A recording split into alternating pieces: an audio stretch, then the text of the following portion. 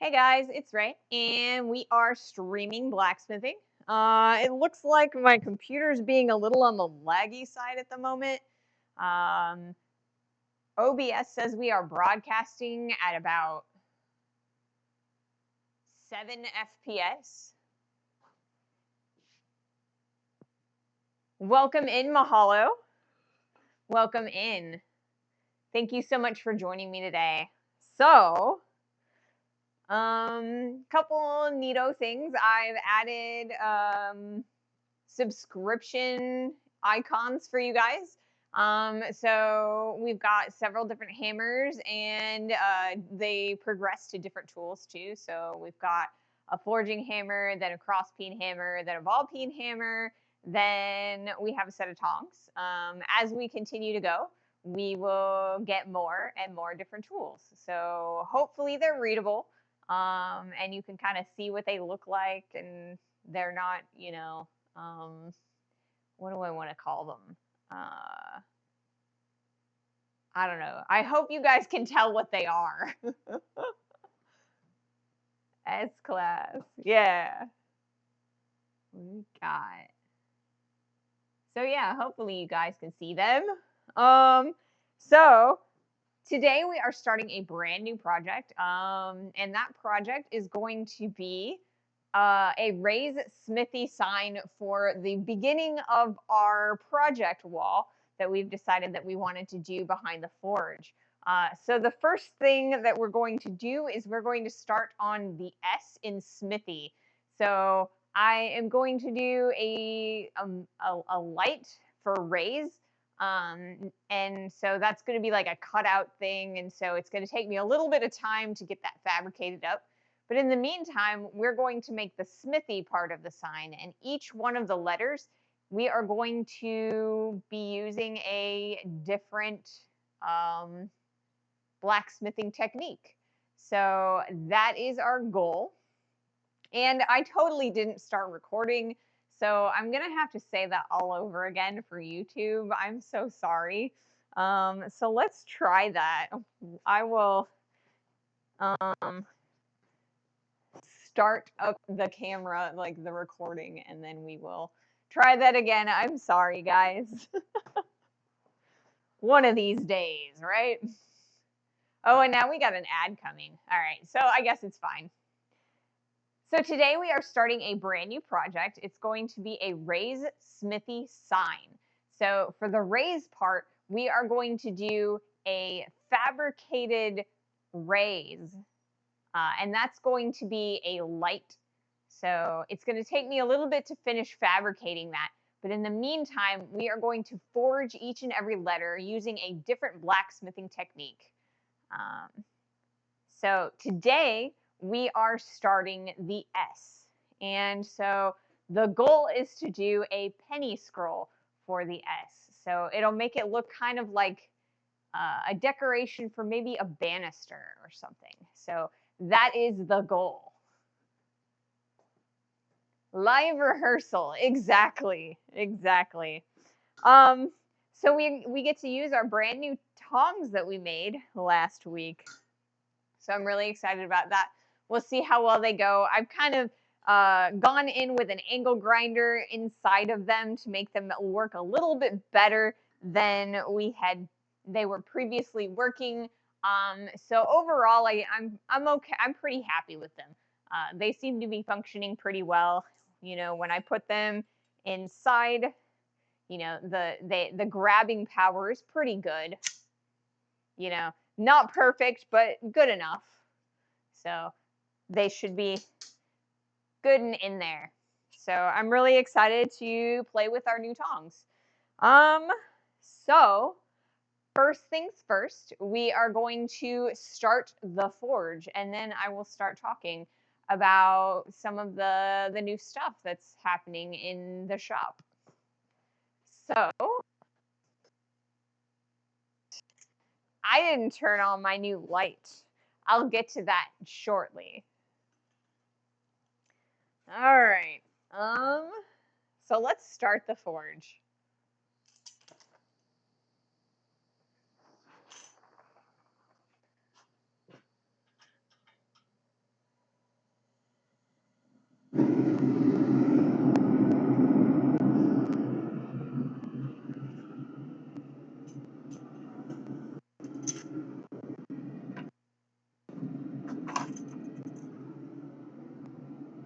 All right, so let's put on our headphones so I can hear myself.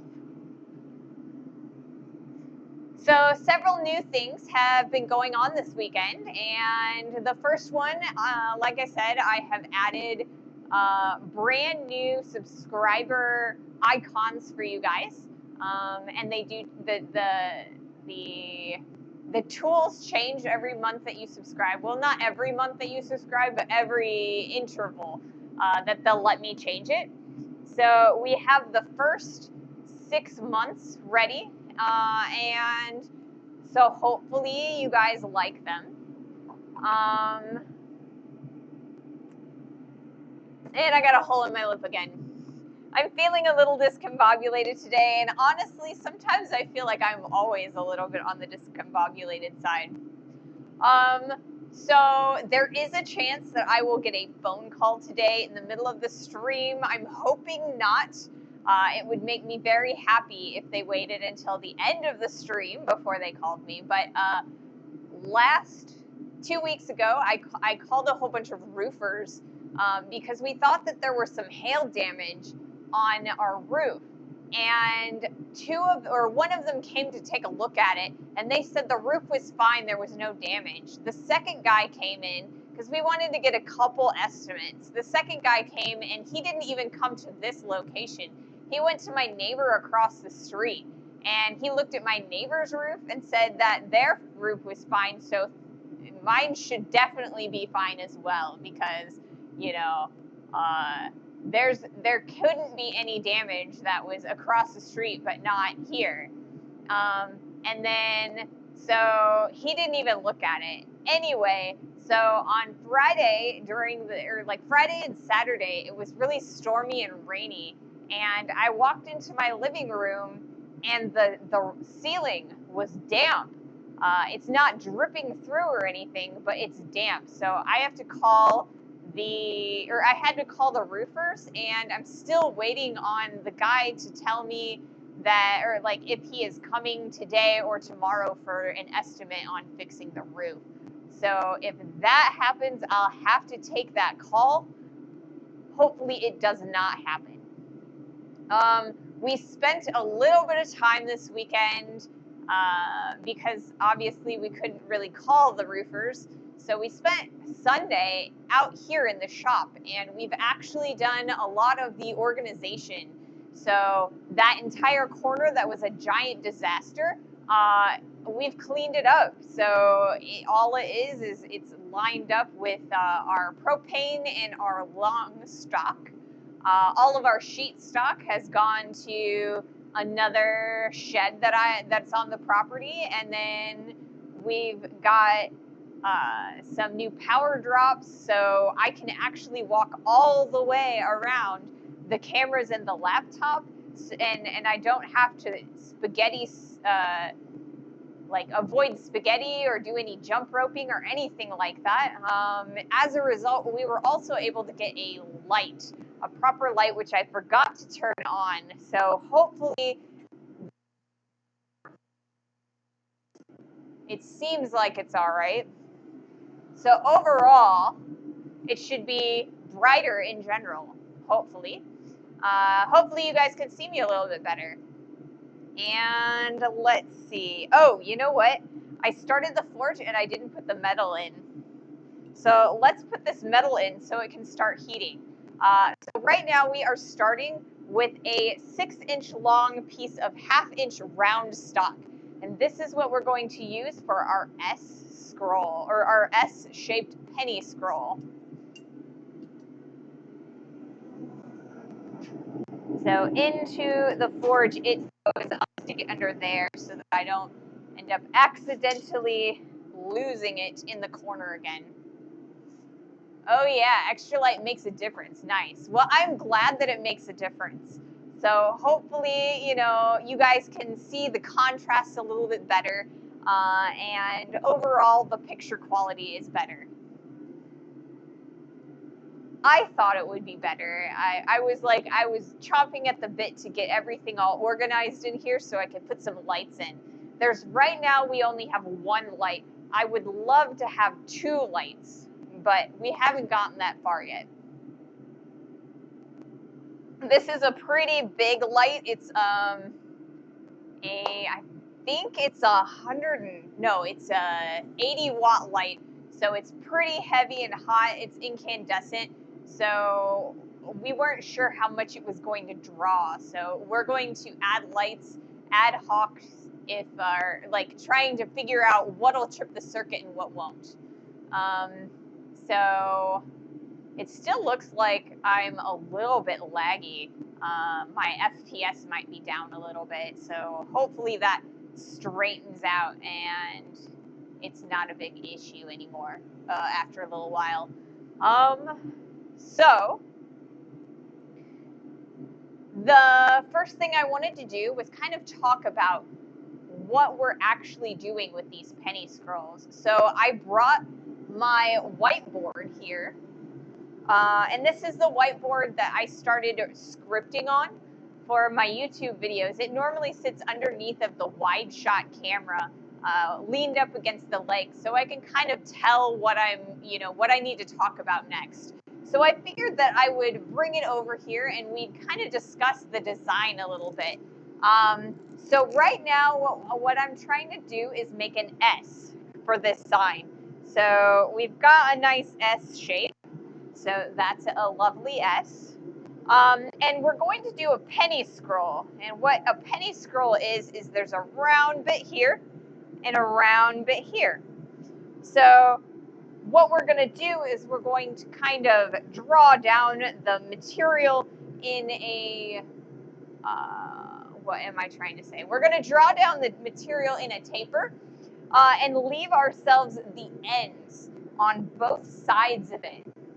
And I thought, because I didn't really want it to look terribly boring, that I would put a diamond in the center. So basically what we're going to do is like kind of a shape kind of like this. Oops. And then from here, we're going to kind of get a nice draw down there. And I'm not very good at drawing on the side. But that's kind of the shape that we're going for. Let me see if I can't figure out, what did I do with my eraser? It's over here. Let's try this again, and I'll actually pay attention when I'm drawing this.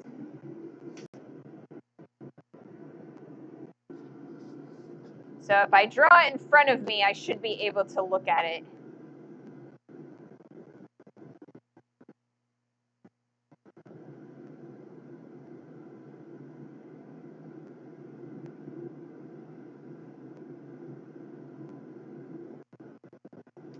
All right, so this is kind of the shape that I'm going for right now. So we've got two pennies on each end, and then we have kind of like a little decorative, like diamond shape in the center. And that's kind of the design that I'm looking to do for this particular piece of the sign. So hopefully you guys think that's kind of neat, and hopefully you could actually see it. Maybe you can't with the light. Maybe you can't.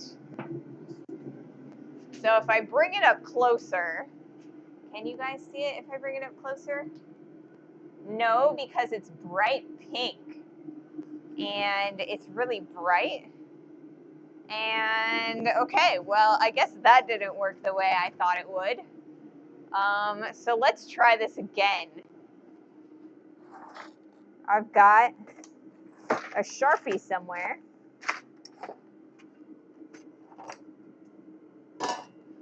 Or maybe I don't have a Sharpie somewhere. Jesus. Organization is not my strong suit. I apologize for that. What did I do with my Sharpie?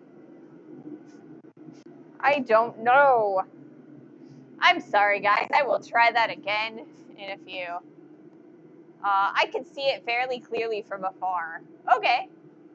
Nose notice. Well, thank you for joining. I'm glad that you could kind of see it. I couldn't see it in the little tiny picture, but if you guys can see it, then I will put it back over on my chair back here so it can stay there. I can kind of refer to it a little bit. Hopefully you guys can see it. It looks like the metal needs to heat up just a little bit further.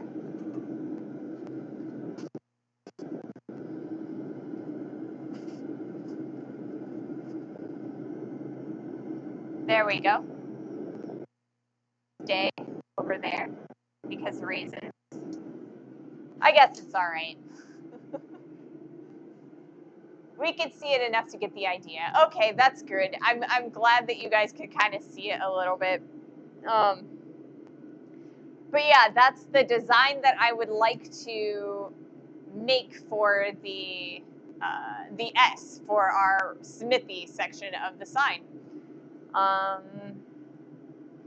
So hopefully we can get a letter a day. That is my goal.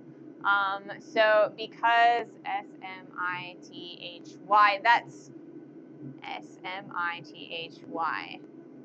So that's 6 days, so 2 weeks. I do believe that the H is probably going to take us 2 days because that is going to be a mortise and tenon design, I think. And so I'm going to end up having to punch 2 holes.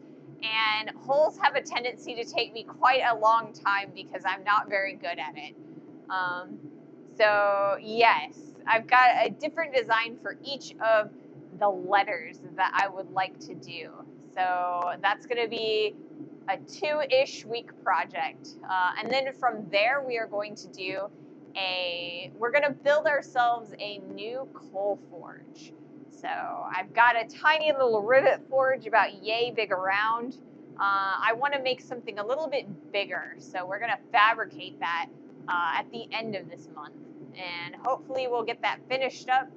And then we can go and do a little bit of coal forging outside the shop. Whoa, that's a heck of a lot of labor for a sign. Is this a public serving workshop? This is my personal workshop. I have found all of the different things and purchased them individually with the funds that I, made on my own from different jobs that I've done. It's taken me quite a long time to get each piece, but yeah, this is my personal shop. I do allow guests here occasionally, but it's kind of my private shop, if that makes sense. And yes, it will be quite a long and laborsome process doing this sign, but mostly because I am going to be explaining the whole process as we go. So it's not just about me working on and just fabricating the sign all in one go, because that would take me a lot less time because I could do multiple letters at the same time. And so yes, it's kind of labor intensive in the way that I'm going to approach it. But overall, it wouldn't be nearly as much effort if I were to just not be streaming while I did it and just do the project, if that makes sense. Pretty fun project. The only sign like it in the world. Yes, exactly. And like I said, the reason I'm kind of doing it this way is to kind of showcase a different blacksmithing technique every stream and kind of do a deep dive into the individual techniques. So the goal is to treat it as though I am teaching people who have no blacksmithing experience whatsoever. So, and then and then from there, I'm going to start a YouTube series, or at least a video on this sign, to kind of give us a little bit of a condensed project video, or a short video. So you don't have to watch all of or when I am waiting on the heats or waiting for the metal to heat up and things like that. So catch me live, and the end of the month, catch the video when it is all put together.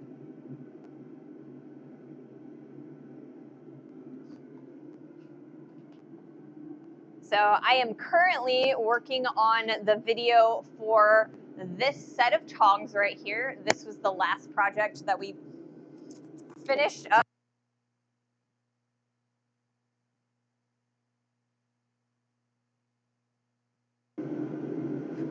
Okay, it looks like it didn't click too badly on the volume.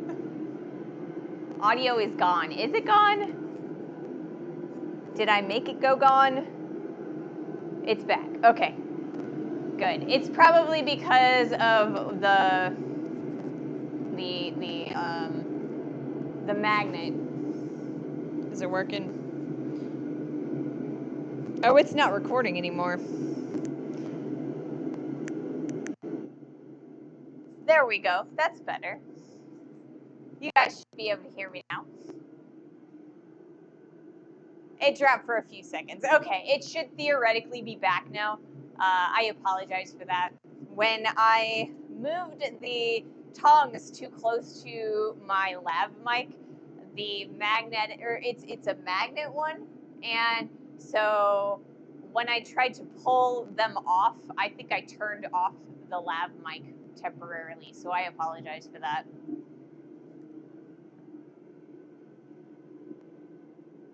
Interesting, the background noise went to lower levels. It will. Okay, so I have this lav mic set, and you can kind of find it in my Amazon stuff, but basically, so this is a lav mic, and it's magnet on the back, and I can turn it on and start recording my audio, and then I can also turn on internal sound dampening, so it'll get rid of all of the forge noise and the noise from the press over here, and so that way you guys can hear me a lot better. But I accidentally turned it off when I was trying to pull the tongs off, so I apologize. I turned it back on, so it should be good now. I'm a little bit on the technology side of streaming. So I'm a lot more comfortable with the blacksmithing section, and so yeah. Sometimes I have a little bit of scuff. All right, so I think it's pretty hot. So we are going to turn on the recording function on the anvil camera. And I'm gonna cut my clip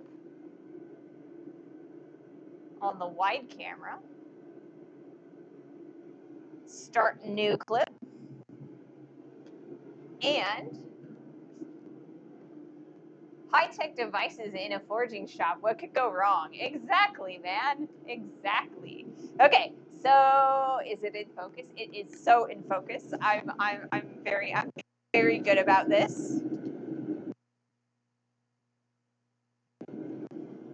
So the first step of any time that we are using round stock, we've got our round profile, is to flatten it out so it's a lot easier to function with. Part of the reason that it didn't heat up as much in the forge initially is because the round stock rolled off to the side. So the first thing that we want to do is make sure that we've flattened out ourselves edges so it doesn't go rolling after the edge of the forge. So we've got a nice square profile that's developing, and that's what I like to see. So that's our first step.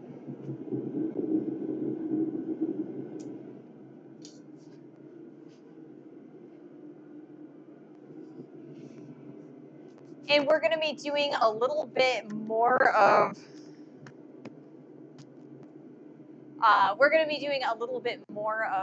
what am I trying to say?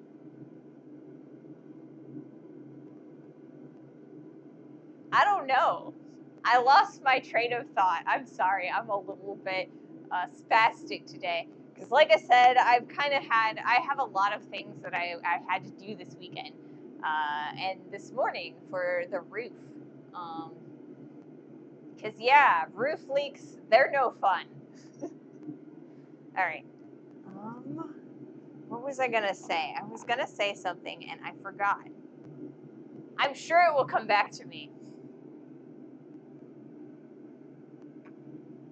If it was important, and it was probably important. It was probably me explaining a process or a technique. So I will end up explaining it again, I'm sure.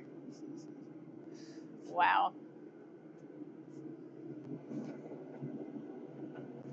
So now that we have flattened the sides of the initial round stock, the piece is not going to roll as much forge itself. So place it exactly in where I want it in the forge, and it will make it a lot easier to heat it. There's a few cold spots in my forge, and when initially starting up, so I want to make sure that everything heats in an even fashion.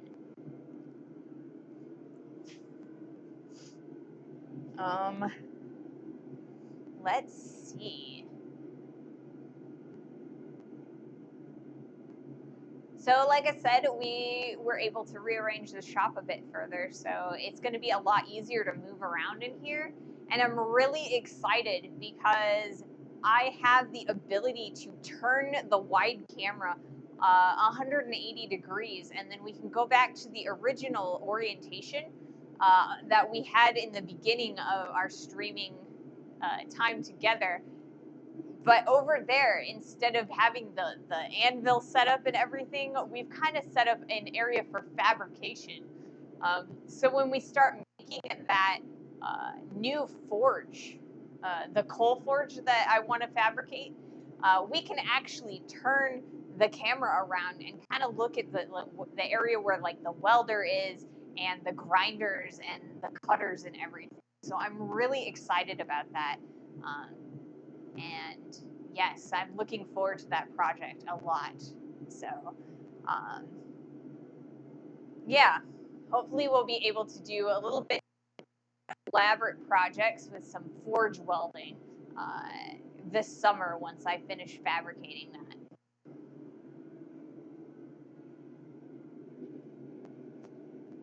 Let's see.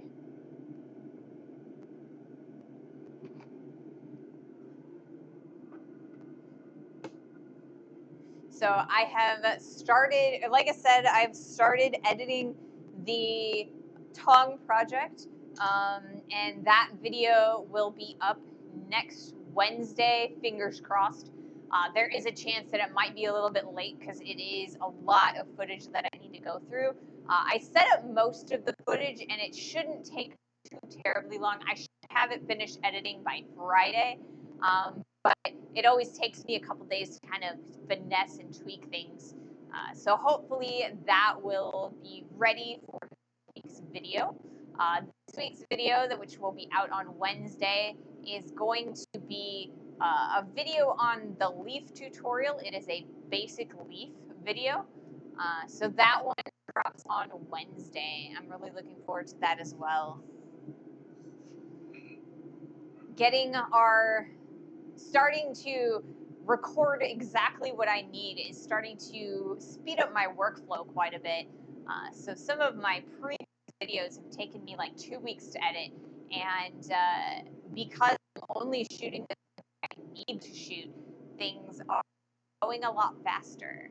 So I'm really excited to speed things up so I have time to do all kinds of other things for the stream, the YouTube, and the rest of the social media community.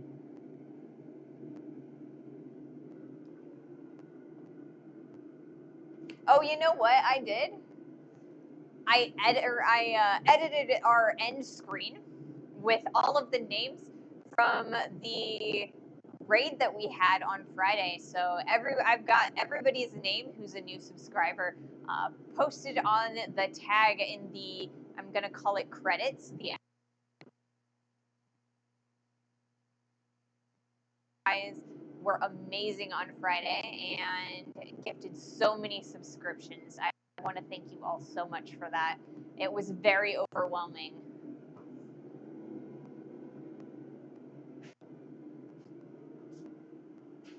right. Let's do another heat.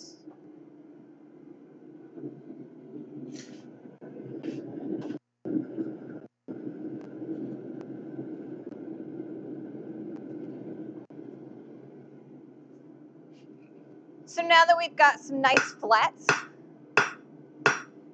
we're going to hang this guy off of the edge of the anvil and kind of create an offset.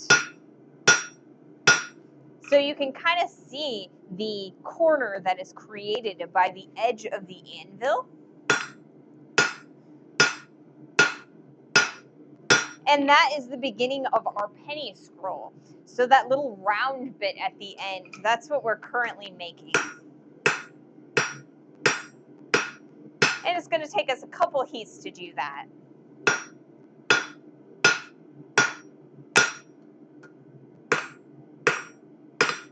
So you can see the very beginning of that.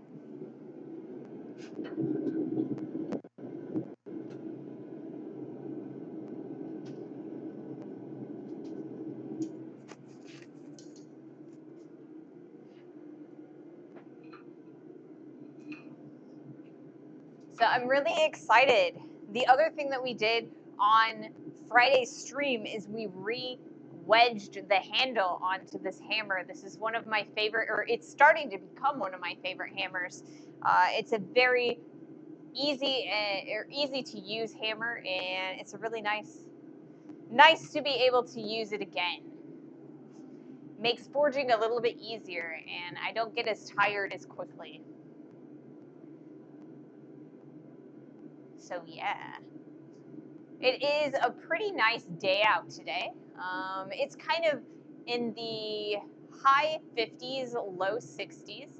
So it's sweatshirt weather, but it is not so hot that, you know, the forge exacerbates it. So I'm really excited about that. Looks like we got an ad starting up here shortly. So I always try to make sure that I don't forge while the ads are going, so that everyone can see the heats.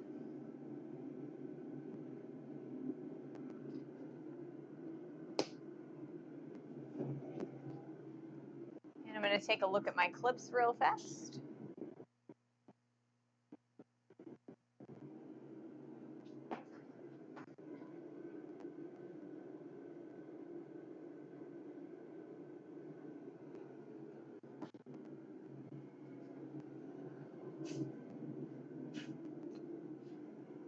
Your Twitch page says the forge is 2,000 degrees, but doesn't specify which temperature scale. The reason it doesn't specify which temperature scale is because I'm an American and I forget that Fahrenheit is not a universal measurement scale. So yes, that is in Fahrenheit. I should definitely change the page so that I can include Celsius as well, because far more people use Celsius than do use Fahrenheit. So I apologize for that. Yes, it is about it is over 2,000 degrees Fahrenheit. I am in the United States, so I have a tendency to use Fahrenheit, inches, feet, etc. So yeah, it takes me a little bit to remember that I need to convert that. But yeah, this one actually goes up to about 2,400 degrees Fahrenheit. And I can Google that real fast to see what that is in Celsius. 2,400 F to C. Looks like 1315 ish Celsius. So pretty hot, pretty darn hot.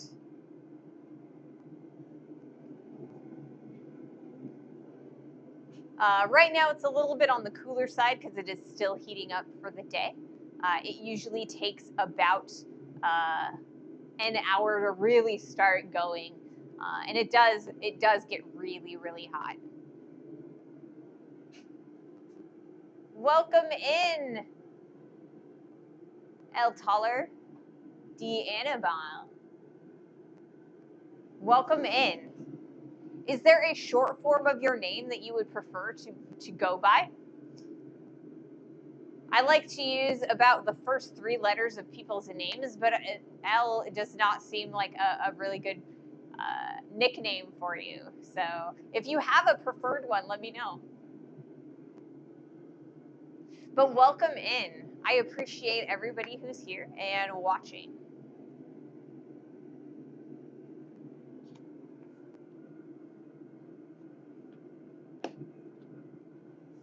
So like I said, it is about 60-ish degrees Fahrenheit out here, and so it's at this point where it's warm enough that I don't necessarily want my sleeves all the way down, but I also don't want to take off my sweatshirt, so I'm kind of in that weird limbo. I hate when that happens. Hopefully it gets a lot warmer in here when the forge starts kicking on, and I can take off my sweatshirt because it's a lot easier not to have to continuously shove up my sleeves. Hey Ping, welcome in.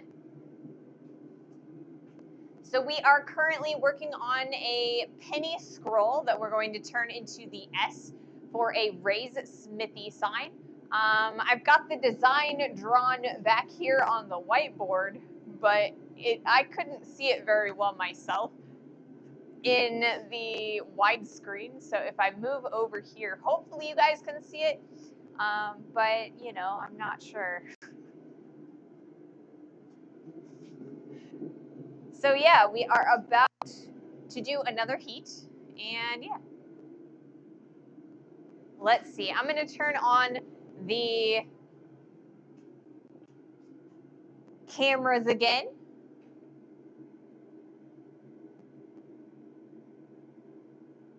And then we'll start up.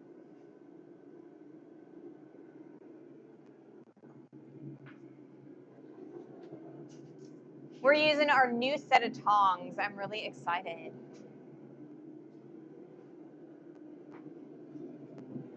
Here we go.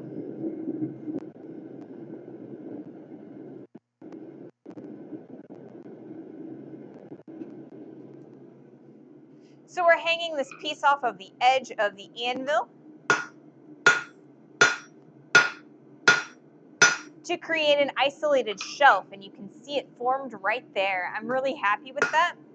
So the next thing that we're going to do is we're going to continue drawing down this area, making this entire length skinny, and just like this width, we might want to make that a little bit skinnier.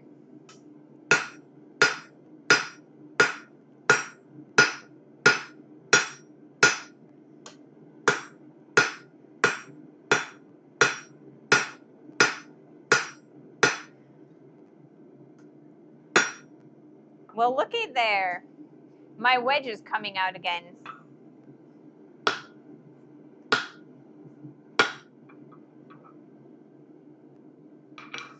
All right. So there's that, and we're going to put that back in the forge.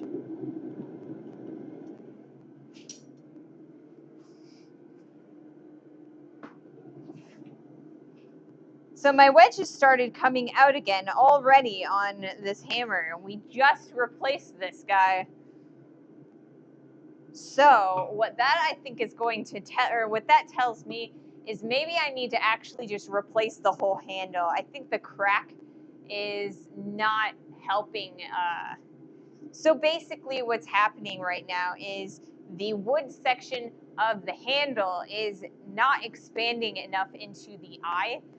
So the head is a little bit on the wobbly side. So you drive a wedge in there to kind of increase the width, and right now it wants to come right out. So unfortunately, like I said, I think I might have to replace the whole handle. This is kind of an older hammer. It was given to me by a buddy, a fellow blacksmith friend of mine, and he was no longer using it. So he gave it to me, but so it's a well-used, well-loved hammer. So I think I'm just gonna have to replace the entire handle.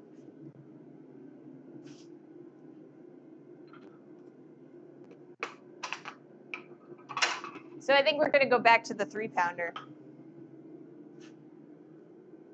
Troublemaker wedge.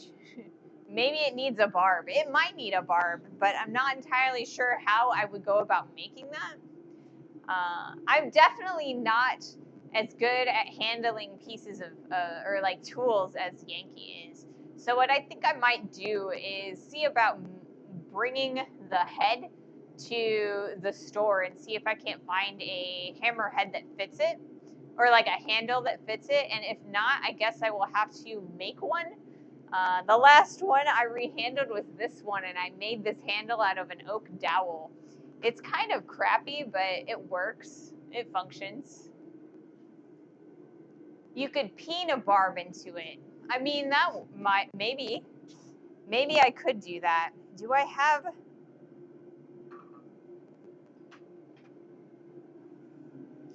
I mean, I got this guy. It's got a nice round, or I mean, it's got a nice barb on it, but I don't think this one will work. I have a couple others that are in that same set. That one is a cross peen. I think that I might be able to use that one. I'll look into doing that. That's a good idea. At least I could try. But yeah, a new handle is a good project too. Yeah, I don't know that I will show that one on stream, but I definitely need to look into it. All right, I'm gonna do another heat real fast, and we're gonna use the 3-pound hammer.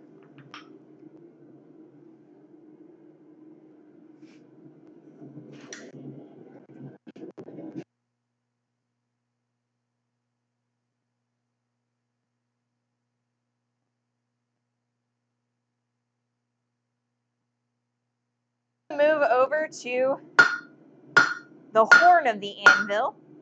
And the reason we're going to do that is because we can get a lot more movement with less effort over on the horn of the anvil.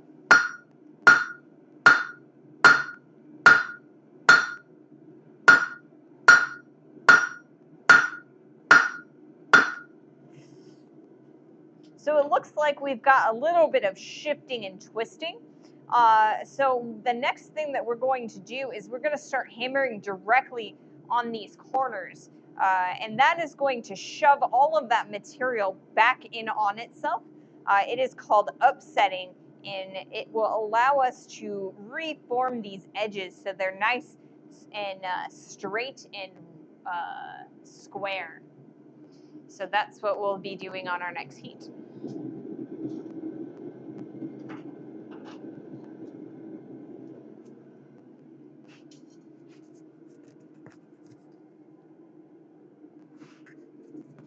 My microphone is starting to twist. See if I can't make it function a little better. I apologize for that click. Hopefully it didn't turn itself off again. No, it didn't. I pull my shirt down.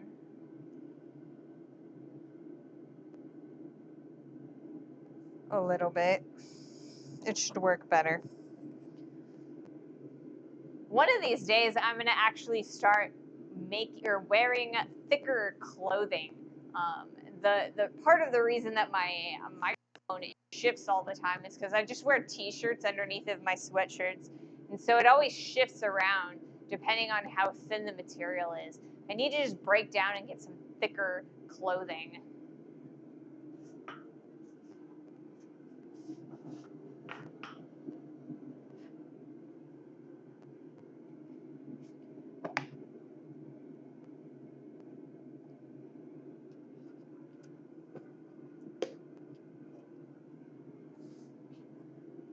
So we've got a decent amount of work done in a very little amount of time as far as heats are concerned. So I'm actually pretty happy with that. I would very much like to get the entirety of the S completed today so that we can move on Wednesday and move on to the M, which is going to be an upset corner. And I'm really looking forward to explaining what an upset corner is, because the name of it just begs for dad jokes and to be laughed at. An upset corner is basically when you are hammering back, or the material back in on itself. A lot of times when you're hammering on the face of the anvil, you're kind of trying to stretch and reduce the diameter of your material. Well, when you are upsetting, what you are doing is you are hammering that material back so it becomes shorter and thicker. So yeah, we'll talk all about upset corners on Wednesday when we do our M. Because I think what we're going to do is we're going to make like a McDonald's M shape. So our upset corner is going to be that middle leg, and then we'll have little arches for the outside legs of the M for our sign. We will definitely focus on that upset corner in the center. So yeah, we can totally insult the corner and it'll get upset and it'll thicken up. I'll be looking for all your best dad jokes, so you guys can start coming up with them now.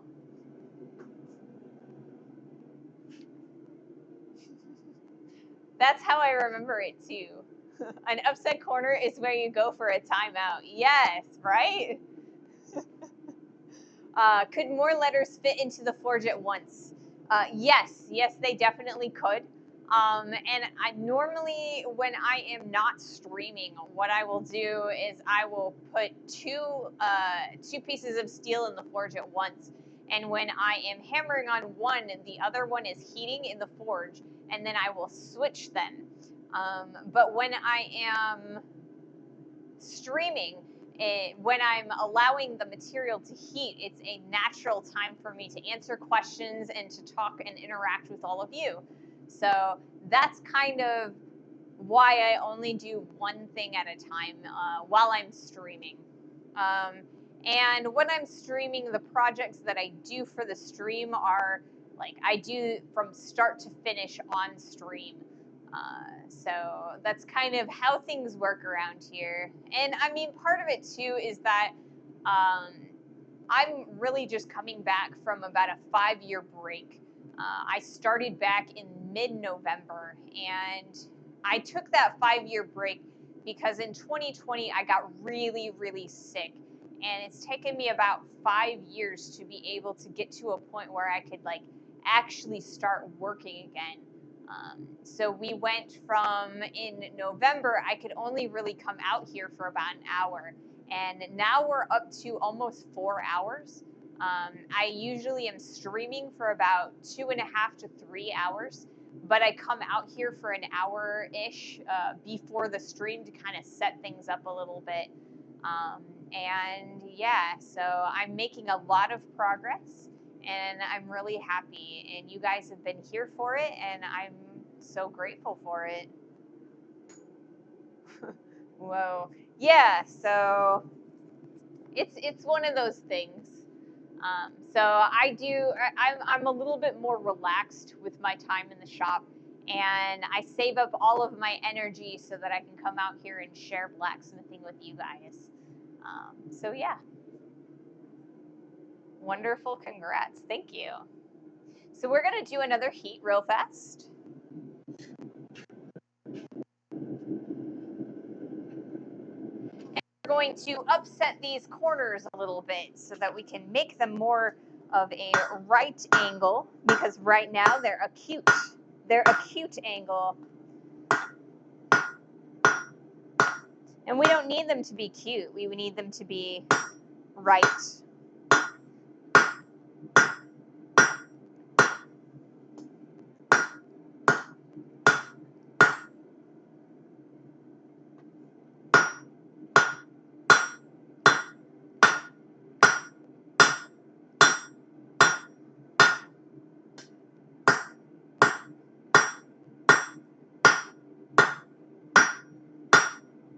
All right, so we've got some nice right angles now.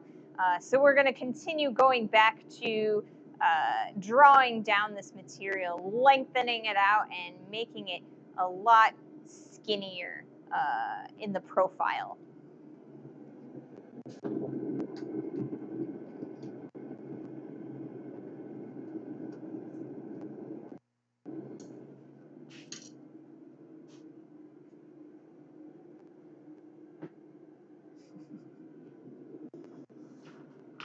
So yeah, it's been a lot of hard work, but overall, I'm really happy with what we've got going here on stream.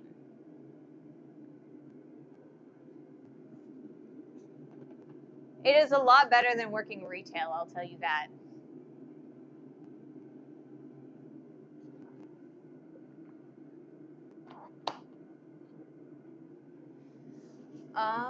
So let's see. What else have we been up to? I wrote kind of a tentative script for our project this time. It was really kind of, I wasn't sure I was going to have a script done in time for the stream today. So I kind of wrote it in about 15 minutes, and hopefully it ends up working out for us. I think I'll review it later on, like maybe tomorrow, so that I can make sure that I've got everything that I need for my video. But yeah, it was such a crazy weekend this weekend. Like I said, we have a leak in our roof that I'm having to try and call people about to get it fixed. We had some hail a couple weeks ago, and I had some contractors come here and take a look at our roof just because I wanted to make sure that the hail hadn't damaged anything. Everybody said it was great and that I didn't have to worry about it. And the very next time it rained, I've got a damp ceiling, so I got to go through the whole process over again. And so I spent a good amount of time doing that this morning, and yeah, it's a little bit stressful, but overall, you know, I'm handling it. Storm damage, no bueno. Yeah, I hated it, or I hate it, because it's like, you know, I well, it's mostly I'm irritated because I did call somebody before my ceiling was damp, and before I had to even worry about it, I was like, "Hey, you guys, I need to see about, you know, any damage happen?" Because when I looked at it, we ended up losing a tree during that storm, and I looked at the roof and it looked a little bit wonky, different than it had before that storm. So I called people and figuring that, you know, they'd get up there and at least they could put like a tarp up there to make sure that it didn't leak down into the actual house.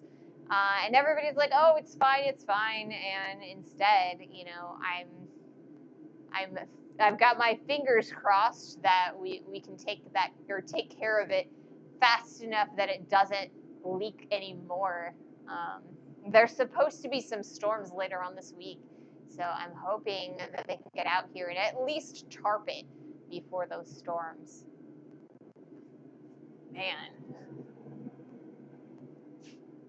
So yeah, looks like the forge is starting to get real nice and hot, so I'm pretty happy with that. I think we're gonna do another heat here in a second. If you're on a budget, you might be able to find some hidden fastener standing seams on Craigslist. I'm not entirely sure what that is, but I can definitely take a look at it. Yeah, I kind of, like I said, I'm waiting on a contractor to call me, and they're going to take a look at it and kind of tell me exactly what they need to do to kind of give me like an idea of how much it will cost and the amount of work that it's going to take them. And I mean, if it's not too much work, we might be able to do it ourselves. But I think I'd rather have somebody do it for us because they're going to do it the right way. It's the best roofing ever. Hidden fastener standing seam, huh? Metal roof panels. I don't know if she's looking at a new roof. Oh, okay, yeah, a metal roof. I don't know that I really want to do a metal roof. It's because I live in an area where it snows a lot, and not only is it snowy in the area, but I also live near a very large city, so there's a lot of pollution in the air, and the rain that we get is not, it's not clean. So we get a lot of acid rain, and I worry about a metal roof just not lasting as long as a metal roof is supposed to because of all of that acid rain. Um, so I kind of feel like the tar will hold up a little bit better under the snow, ice, and like the acid.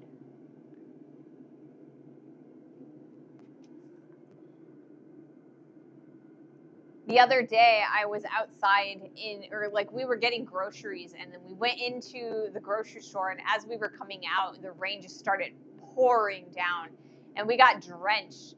And the rain that actually hit my skin was itchy because it was just like, it had that extra bit of pollution. And so I try very hard not to allow rain to get on my skin, but yeah. All right, we're gonna do another heat real fast.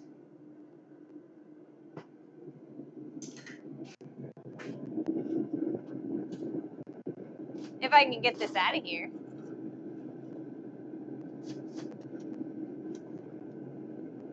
There we go. The new are a little bit on the fat side,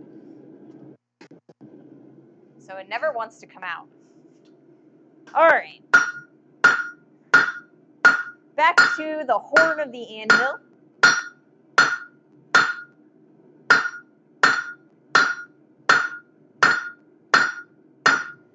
And we get a lot more movement on the horn of the anvil, and the reason for that is because there is less surface area that is in contact with the metal. So you get a lot more pressure from each hammer blow.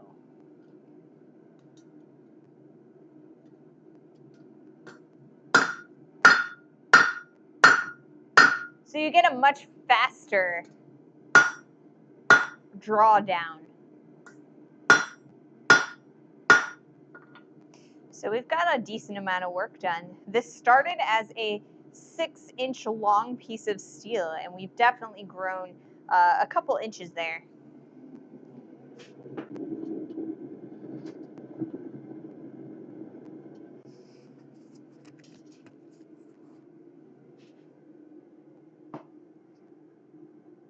Oh my god, I wonder what kind of nightmares that rain does to exterior stuff. Live in New Hampshire, the last 2 feet of my roof edge are aluminum, never have to worry about ice. Oh, I'll bet. Because that aluminum, it would just like, the ice would just slide right off of it. Here, I live in the Midwest of the United States, so we get a lot of snow, we get a decent amount of snow, and when it starts piling up on top of the roof, you kind of have to shovel it off because it'll just sit there and hang there. It's always a burden, especially for taller houses like 2 stories and stuff, because you really don't want the snow to just sit on your roof, because that can cause damage too. Exactly. Yeah, so I don't know. We don't get nearly as much snow as you guys do on the East Coast, but we get a significant amount. I think we got a lot more when I was a kid than we do now, because we got we got about 6 inches of snow every time it snowed, and then it just accumulated. Whereas now, it kind of has a tendency to melt. between like snow dumps. So we just don't get that accumulation like we did when I was a kid. And part of that is probably because I moved a little bit more south and we just don't get as much snow. We get more ice than snow. But I mean, my parents still live at my childhood house and they say that it doesn't accumulate like it used to either. So I don't know.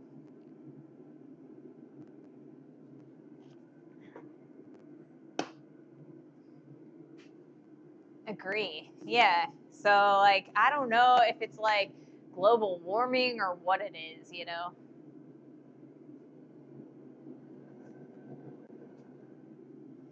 All right. I'm going to check my clips real fast.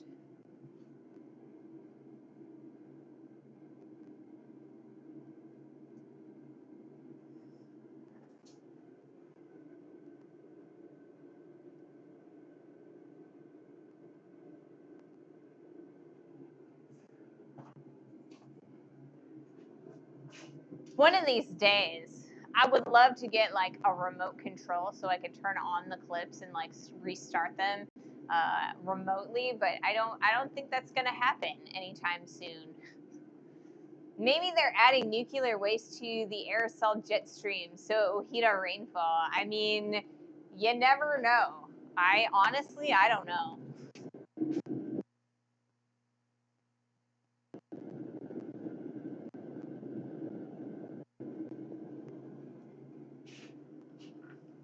I am not a scientist.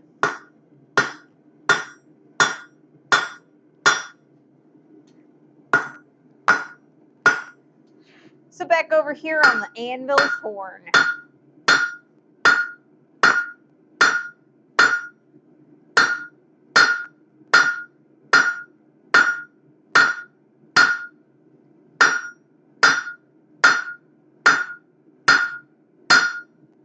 And we're getting a little bit of a curve towards the left. So I want to straighten that out a bit.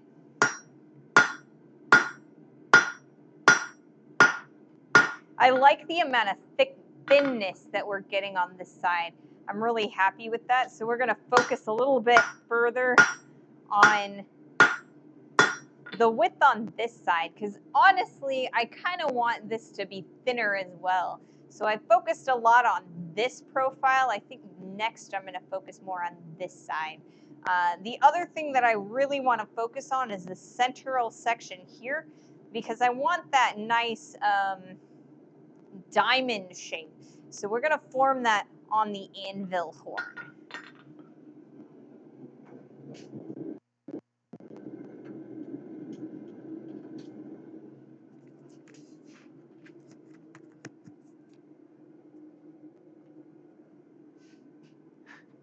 We've played Fallout. That's too easy. Yep. Nuclear waste everywhere. I don't know. There are some nuclear waste sites in this area, but I definitely don't think that that is what is causing the like the reduction of snow.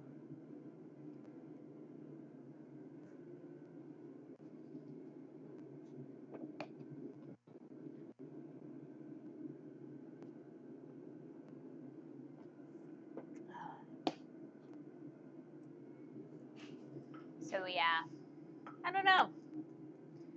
I'm sure somebody knows the reason. Let's see. We've got an ad going for now, or right now, so I will wait.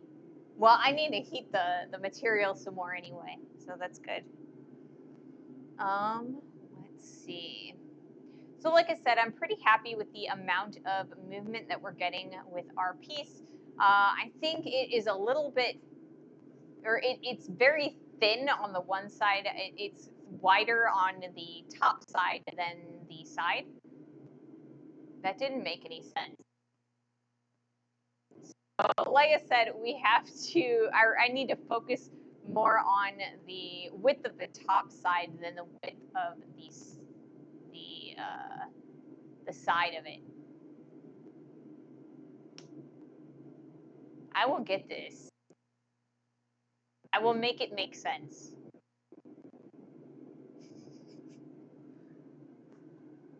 One day.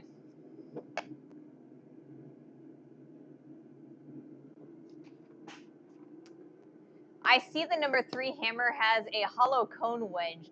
I wonder if you could add that to your number 2, or my 2-pound. In theory, I could, right? But the reason I hate the round wedge is honestly, I couldn't get the wood from the previous handle out of the round part of the wedge.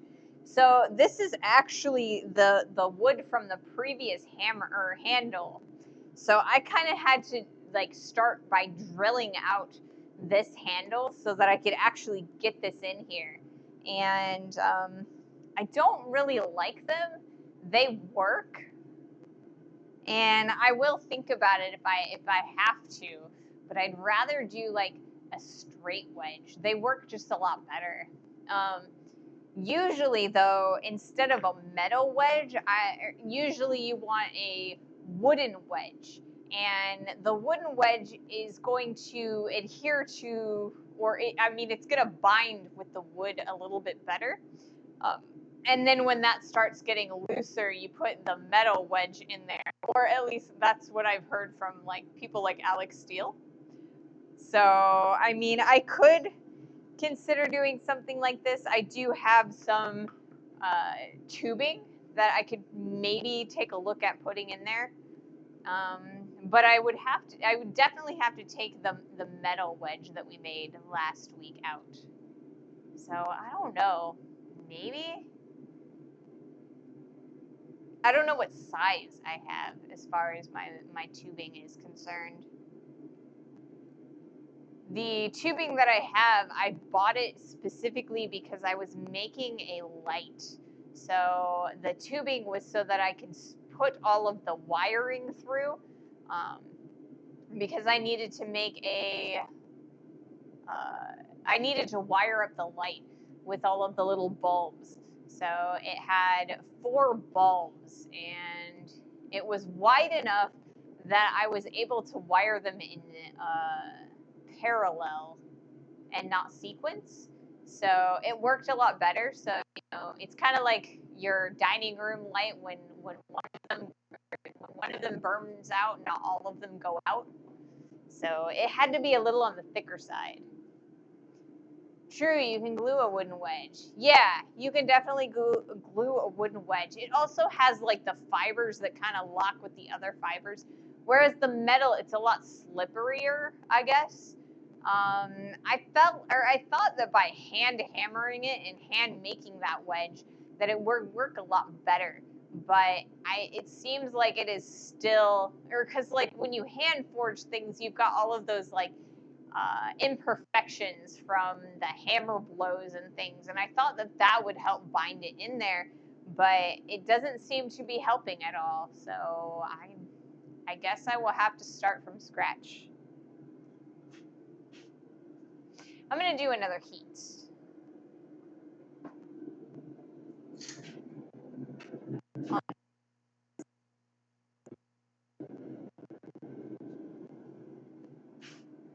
So we're gonna work on this side a little bit further.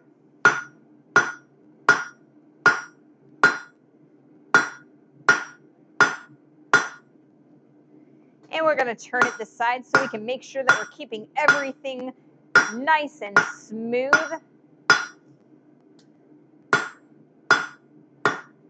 And we want to make sure that we maintain the thinness that we had. And we're getting a little bit of twisting, so we'll have to pay some attention to that as well. So I'm pretty happy with what we've got going on here overall. I think for our next heat, we're actually going to start working on that penny section of the penny scroll. So what we're going to do is we're going to use the edge of the anvil, and we're going to take off these top corners here, and then this bottom corner, and turn this more into a round penny shape. And then we're also going to start working on the other side in short order. got a little bit of twisting. Let's untwist that. Back in the forge.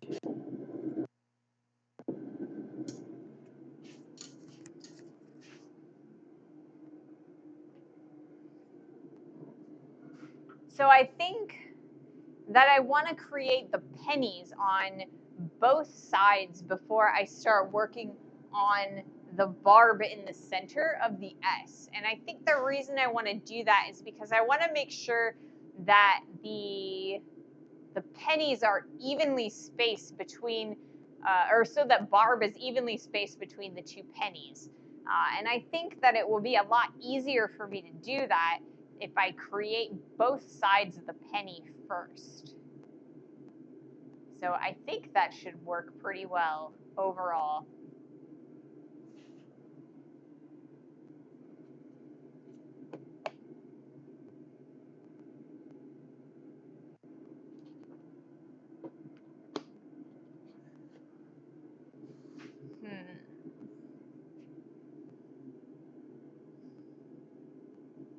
So I made that metal wedge, and yeah, I think it's just too smooth.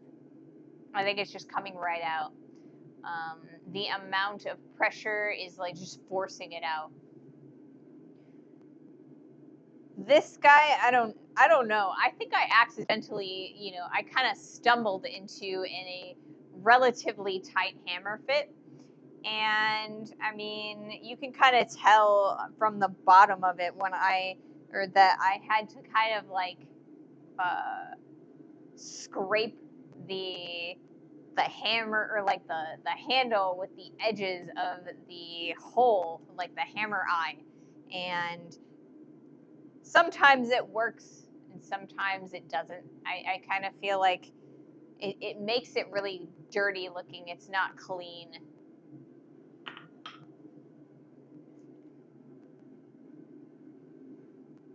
But I definitely am not very good at woodworking in general. I leave that to, the people who actually like doing that. I really hate woodworking. And it's not that I don't respect it or anything like that. It's just, I don't know. I'm not very good at it.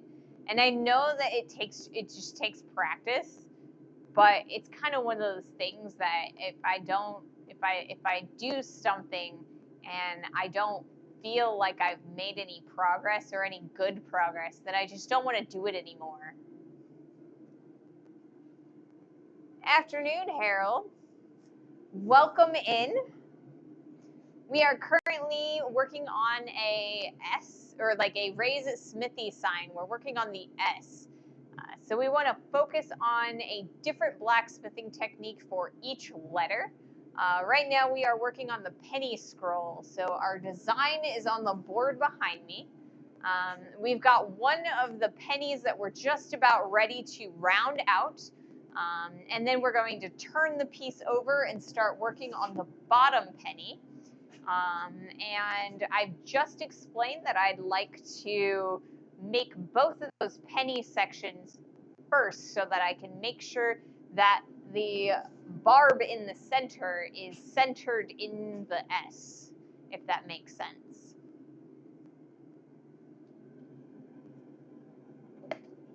So we are about ready to start rounding out the penny.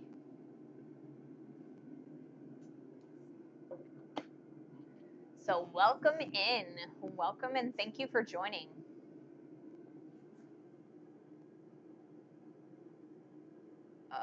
Nose Noticer has followed me about 40 minutes ago. I missed that. I'm so sorry. Thank you so much for that follow and welcome to the community.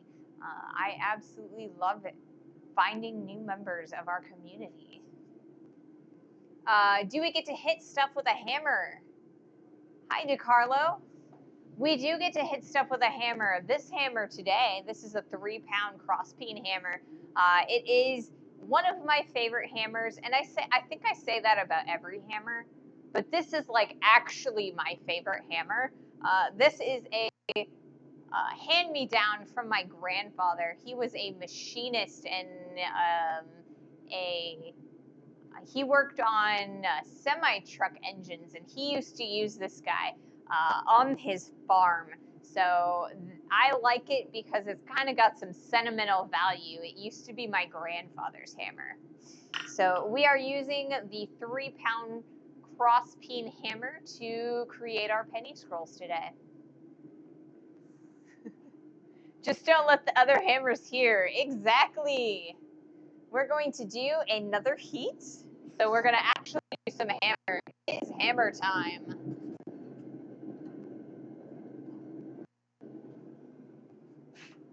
So we're going to come over to the edge of the anvil and we're going to start hammering directly on these corners because we're going to try and round them out.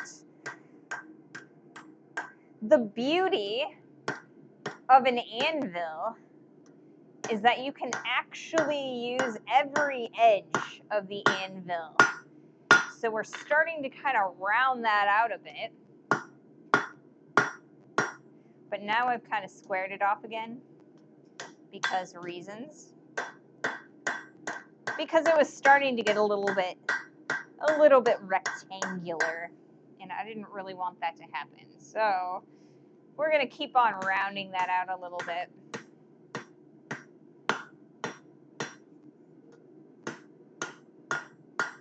And now it's a lot rounder.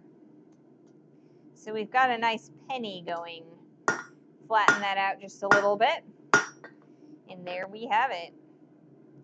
A nice round penny scroll. So I am going to flip this over and stick it back in the forge.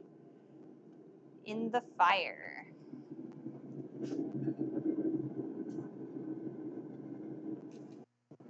We're going to start working on the other side. Whoa. I am very good at knocking my tools off of the anvil.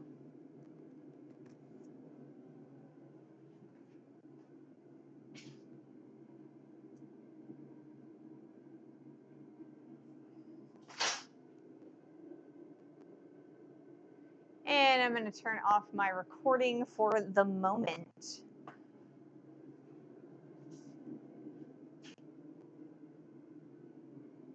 Because a lot of what I am about to do is the same, and so we've already gotten a good recording of it.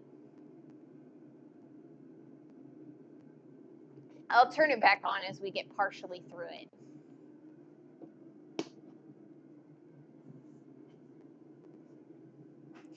So welcome on in. I'm so glad to see you guys.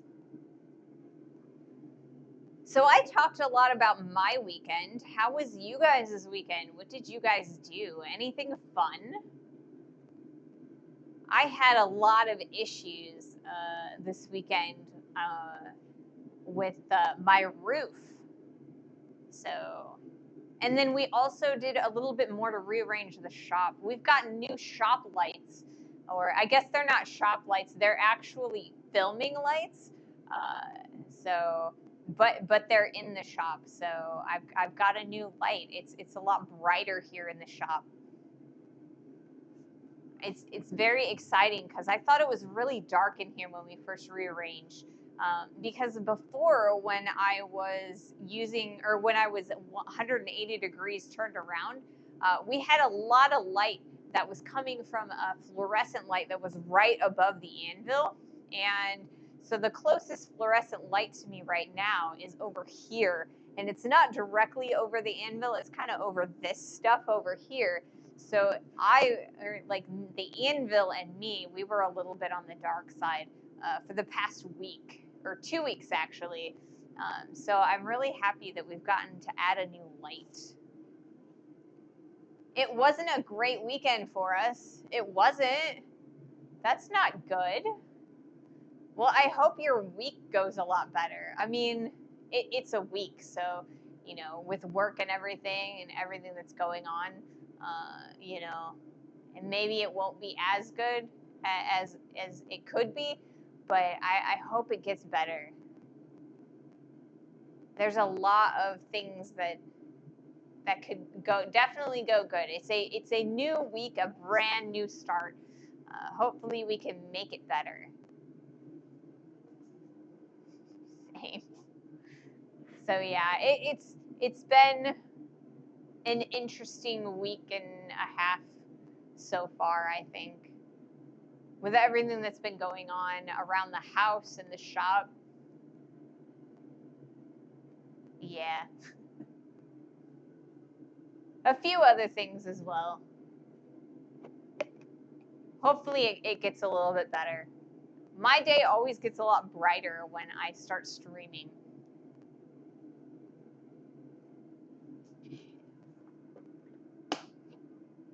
So on Friday, my dad watched the stream, and I think it went a lot better than it normally does. He said it was very, very good, and I was like, I felt like I wasn't nearly as scatterbrained as I usually am on stream. And so I was like, yay, I faked it until I made it. And today I feel a little bit more wobbly with what I'm talking about and how the stream is going. And it's not because I'm not comfy with you guys or anything. I feel like every time I start a new project, there's, something doesn't go as I expected, and this project is no exception. So hopefully it will get better as we keep on going. Wednesday should be a lot better, definitely. But yeah, upset corners for Wednesday. Not really something that I've done a lot of overall, but it should be a fun one, definitely.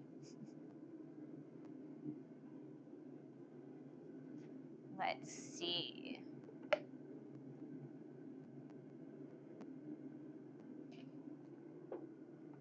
What do I gotta do tomorrow? Gotta edit things, and I gotta make sure that I get propane for Wednesday. So I think that's what I get to do tomorrow. Because this propane tank is starting to get a little bit on the low side. We'll get through the entire stream, I believe, on this propane. Hopefully I won't need to change it, but I will definitely need a new propane tank on Wednesday. All right, let's do another heat.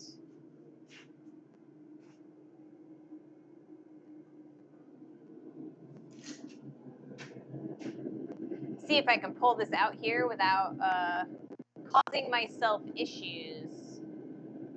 This is the kind of thing that I would have issues with, or that I normally have issues with. And no exception, I am going to have some issues with it. Okay, let's see if I can't pick it up. Yes, there we go. All right. The first thing that we do is continue those flats from the first side so that our piece isn't starting to roll around in the forge.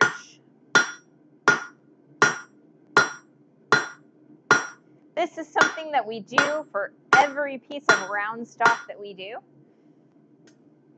And give ourselves nice flats so that we can kind of control where the material is going a lot better.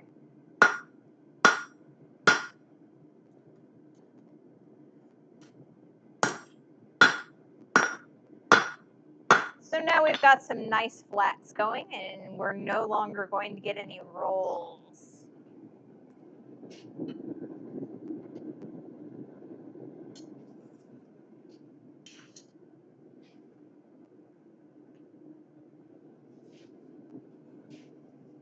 So yeah, exciting. So for our next heat, we are going to start making offsetting our next section of the penny scroll, or our next penny for the penny scroll. That might be a little bit better way to express it.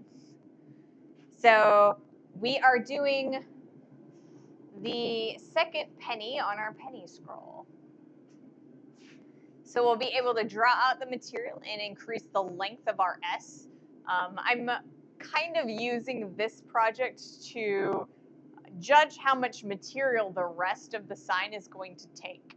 So I started with a 6-inch piece of 1/2-inch round stock, and we're gonna see how big everything gets after that. It'll help me judge the length of material that I need for Wednesday's project and the subsequent letters for our sign. Each letter is going to probably be a different size, and not all of them will be capital letters. Some of them will be lowercase letters. I am planning on doing a lowercase cursive I, so we'll kind of see what we get with that. I as in the letter I, not these kinds of I's.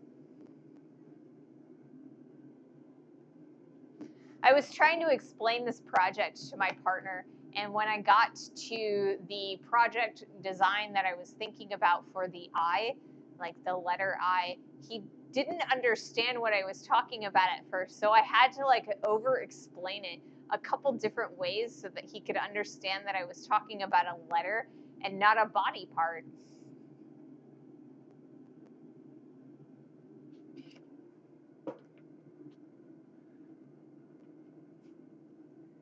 It was kind of funny. We both had a giggle about it.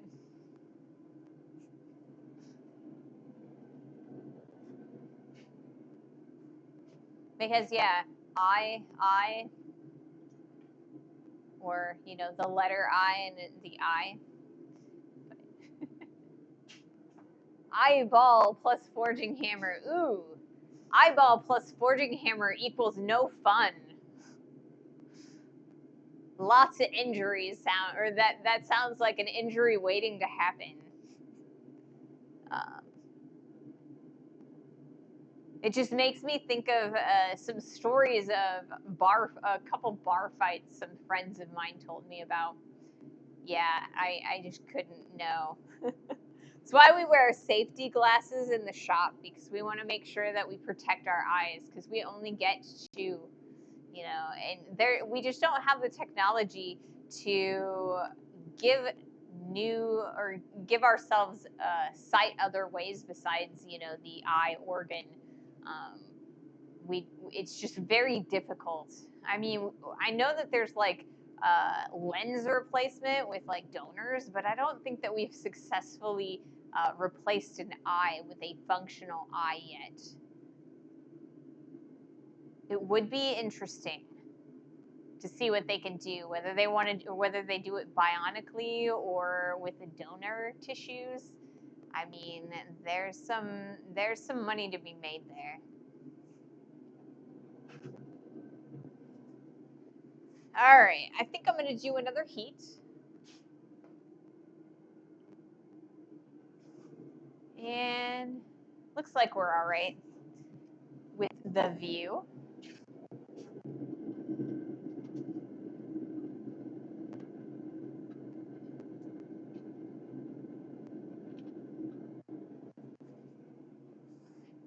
And I'm fighting this piece a decent amount. All right, so we want to make sure that the S is on the opposite side, or like the scroll is on the opposite side, it looks like, from the design.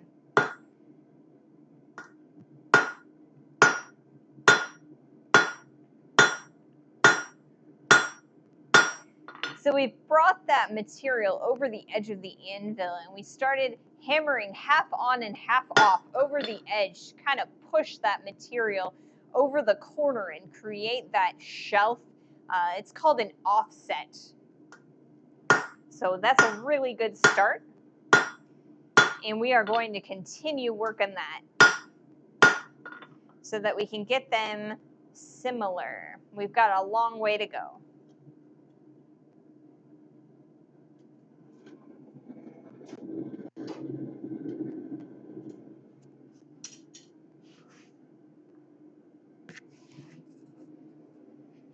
All right, so I think that I'm going to start the recording process again.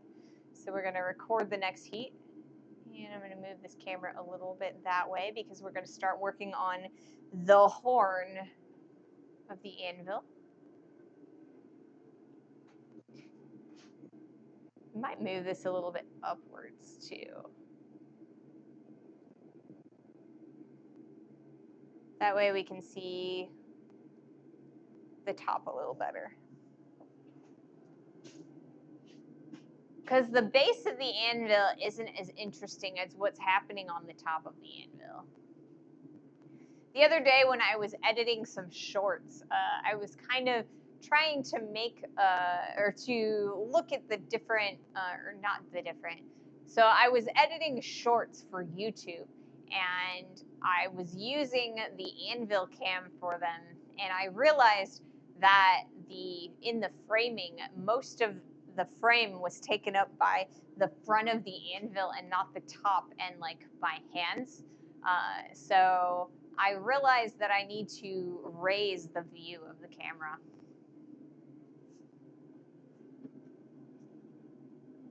So it's something that I gotta remember when I am framing things. My my wide camera doesn't move all that often, but the anvil camera often does move. When I have to, move it towards the press or the post vise, it tends to move around a lot.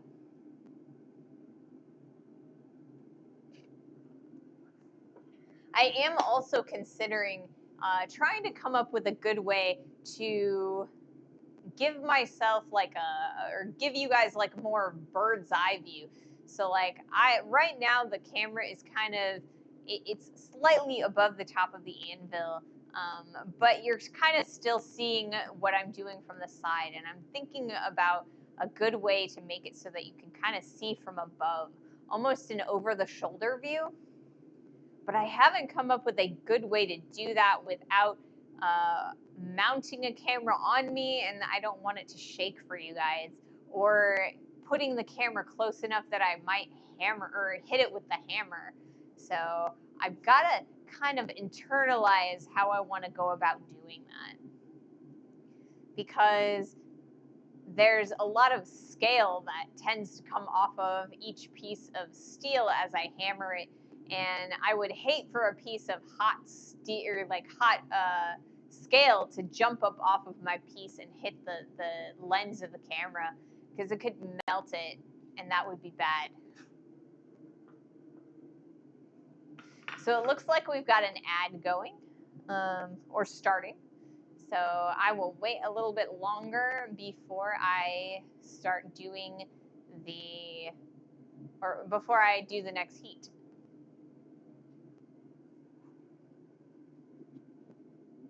I feel like I'm internalizing my worries a little bit today.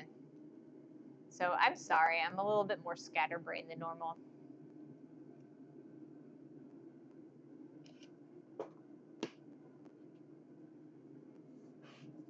I am taking like breaths. I have a tendency when I'm nervous to not breathe properly. But I feel like I'm actually, able to breathe and take full deep breaths. But I think that maybe it's because I haven't thought about what I need to talk about for this project. I'll bet that's what it is.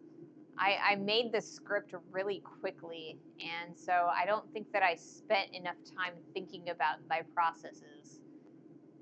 So I'm sorry. I will do better for Wednesday.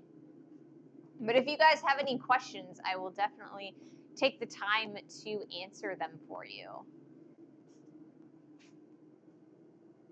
I think it's going around feeling spacey. Yeah, there's a lot of stuff that's like on my mind right now. And it's not just, the technological stuff associated with the stream. There's just like a lot going on around the house, and there's just like a lot going on in the country and in the world. And I think some of that is bleeding here, but so I really try hard not to let it bleed here, because I feel like this should be a refuge for people, so we just don't have to think about all of that, because it's just not something that, is related to blacksmithing, and I like having a nice peaceful rest and escape. So yeah. But I apologize, because I think that I am allowing that to get to me a little bit more than I should today.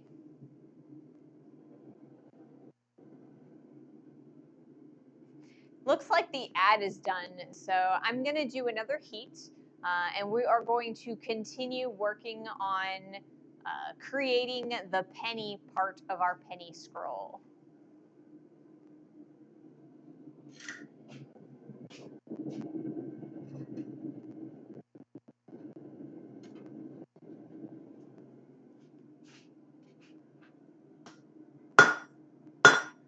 I did the thing. I'm glad. Okay, we've got a good start on that penny scroll, so right now I'm going to kind of reduce that amount of width that's been squished out. So that's real nice. And we're going to start really heavily working on squishing that top side for the moment.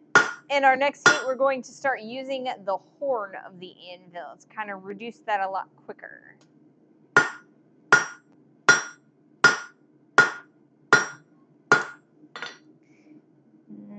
I definitely want to stretch the material a lot further than I've got going right here.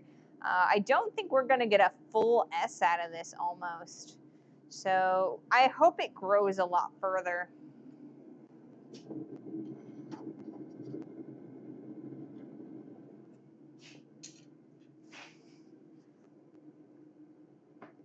I kind of used the tongs here to kind of judge how much material I was going to use. So this set of tongs and all of the movement that we got here, we started with an 8-inch piece of 5/8 inch stock. So I know that that was a 1/2 inch round piece. So it was a little bit smaller of a diameter, but we don't lose that much material. So I was hoping that we get a decent sized S. But because I feel like this is a lot too long for what I want, but I think I might not have added enough material, so we shall see. Hopefully it gets I am able to draw out a decent amount of material.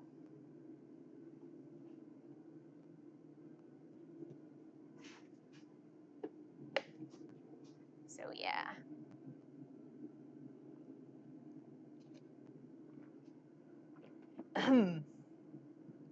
Got a hole in my lip.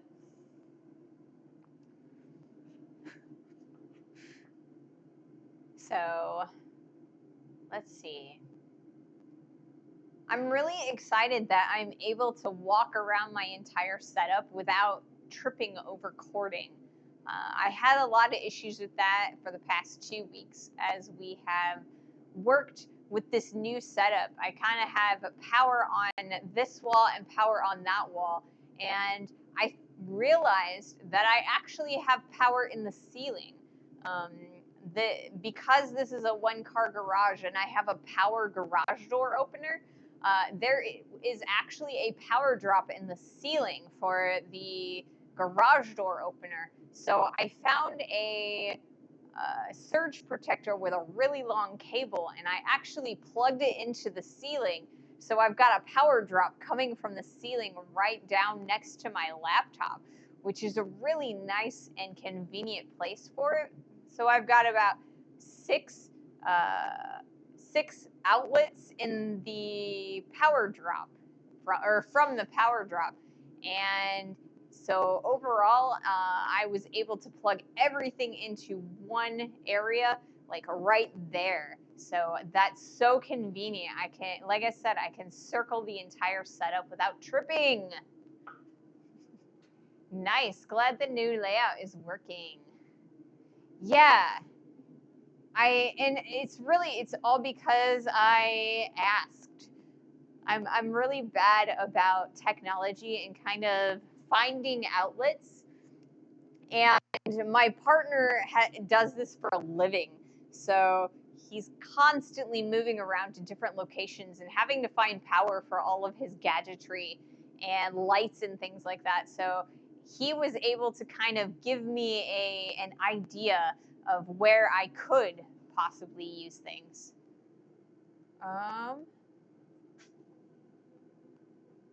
And Let's ban this person. We've got a bot.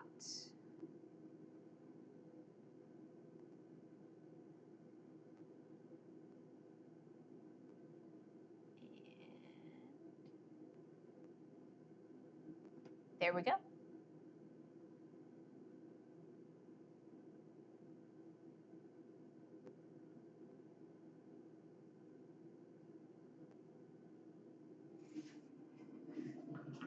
All right, so that worked. Yeah, so it's really nice because we have that power drop from the ceiling, and it's really convenient because like he was talking about how maybe we could get power from the wall and then just like kind of hook it into the ceiling using like hooks or something, or staples or whatever. And then I realized that there's actually a power drop for the garage door opener, and it seems to work all right. Um, and I think it's on its own circuit. So as long as I don't open the garage door, I shouldn't blow it. And the light itself needs its own circuit because it is a high wattage light. So overall, it seems to be working pretty nicely so far. I did notice a little bit that my computer was a little bit laggy at the beginning of the stream. We had some really low FPS, but I really don't think that was because of the power situation. I just think that was, I don't know, maybe my CPU was having a little bit of issues. It was chugging along a bit. But I think overall it's all right now. I'm glad it kind of smoothed out for you guys.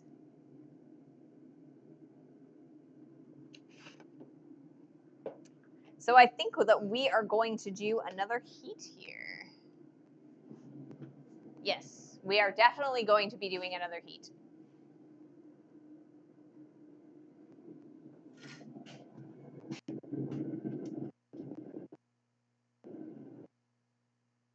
There we go. That's better.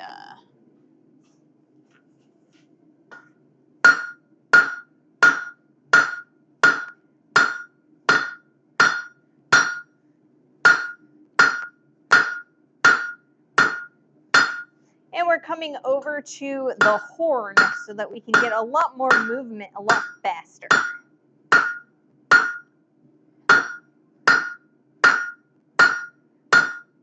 And as I explained earlier, the reason we can do this is because we get a lot less surface area or touching the material when we are using the horn. So we create a lot more force under the hammer blow. Back in the forge.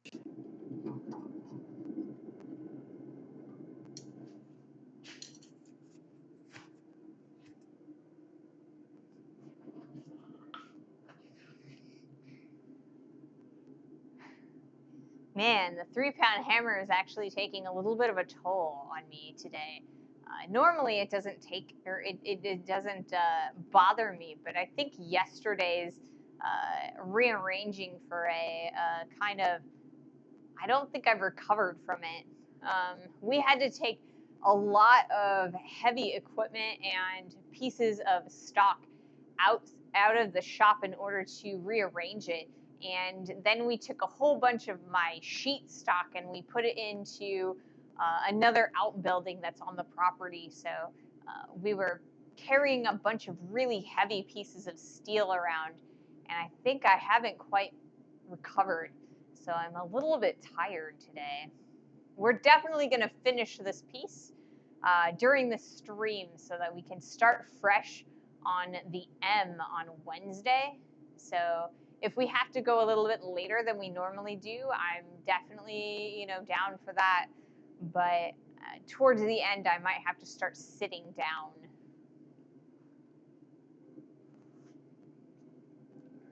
So we'll have to move our diagram if that happens. I got a little bit more energy to go though.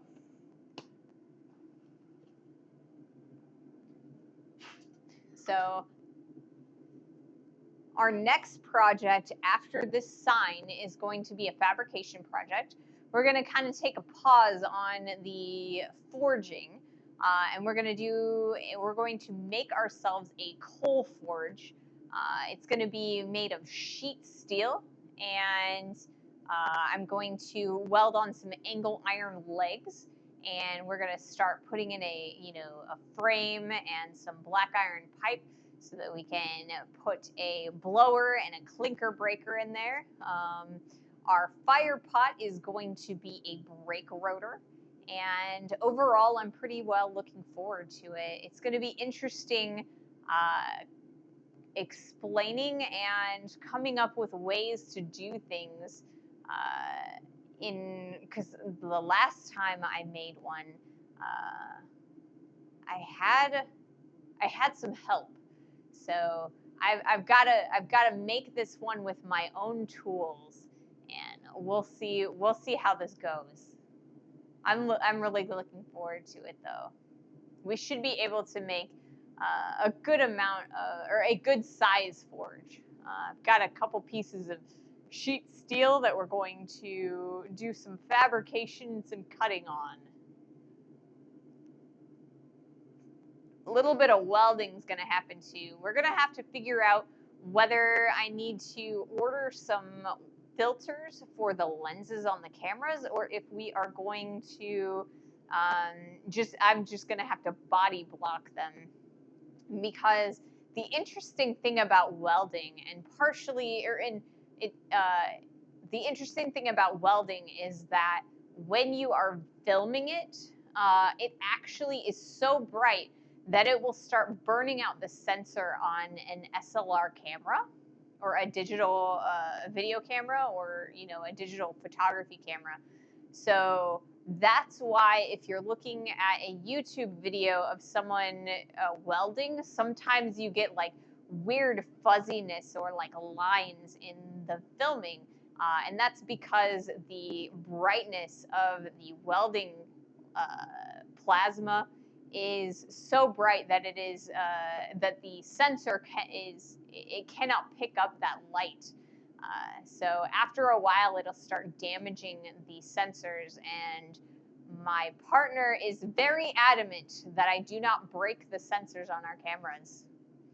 So I got to figure out some logistics for that. So I've got about 2 weeks-ish in order to figure that out. So hopefully I can do that in time. If not, we'll be doing some body blocking, and I will have to do the welding and then show you the welds after they're completed. I'm not as good at welding as some people are either, so we'll see if I can manage this so that it looks pretty, or if I'm going to spend a lot of time grinding. Fire, fire.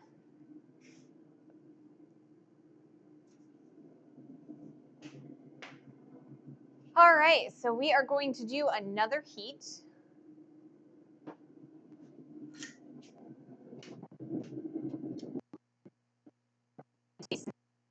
Or movement on this piece. We're going to come over here to the face of the anvil so that we can kind of straighten things out a little bit.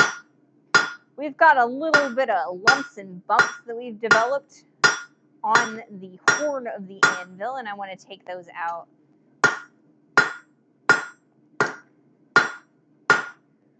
So now I'm going to focus on this face a bit, thinning out the material a little bit. And I've got a little bit of a curve in that direction. Got to correct it.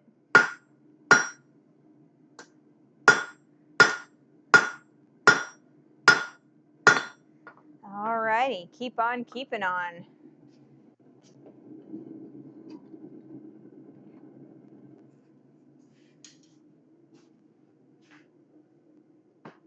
Put a welding mask goggles on the camera. So I could definitely do that, but if I did, you guys would only be able to actually see the plasma flame of the welder itself. And I'm not entirely sure if you'd be able to see quite as much as I do when I'm welding, because the welding mask itself, it's you only really get to see a small area around where you are welding. So I think that I would rather. So there are actual filters for camera lenses that will actually allow you to film welding. So it's kind of like a little screw-on like filter that goes onto the lens, and that's how you normally would do it. So I mean, I definitely could use a welding glass for it. But I just don't feel like you'd see quite as much as if I just bought the filter. They're not amazingly expensive. I'll take a I will ask my partner and see what he thinks that we should do. Um, if I should just body block it or not. There's also like, um, when I was in college, there was a lot of people who did welding projects, and we would have these like yellow clear barriers that we would be required to put around our projects while we were welding, so that people who were walking through the welding area, or getting to their own pieces or whatever, didn't get flashed with the welder when they didn't have their visor down. So I mean, that's another option too. I mean, I could probably find something similar to that. So it's kind of like a logistical thing. We'll have to figure out, what is feasible for our setup now, if that makes sense.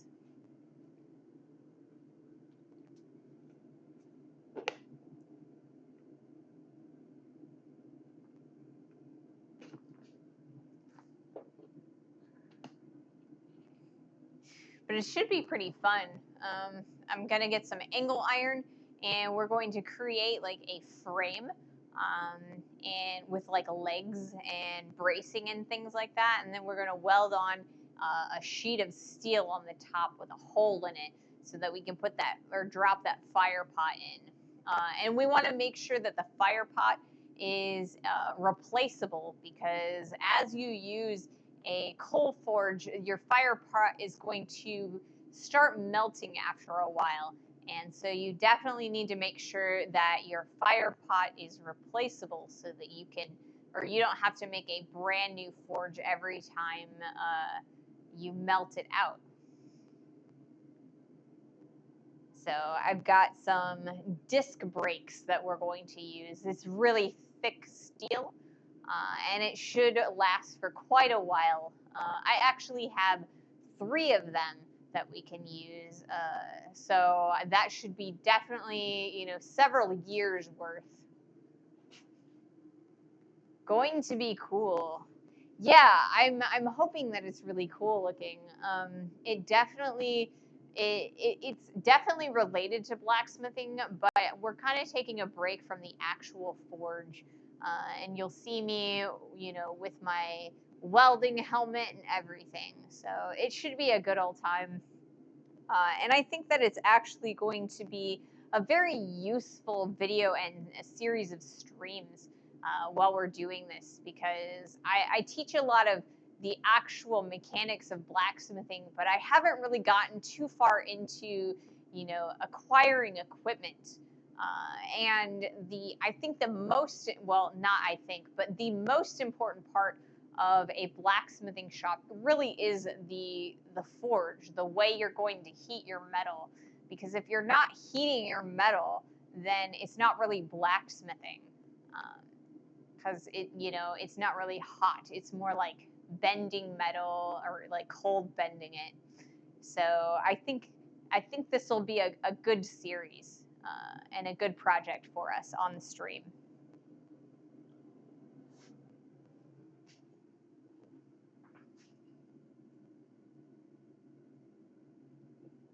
And I'm checking my camera.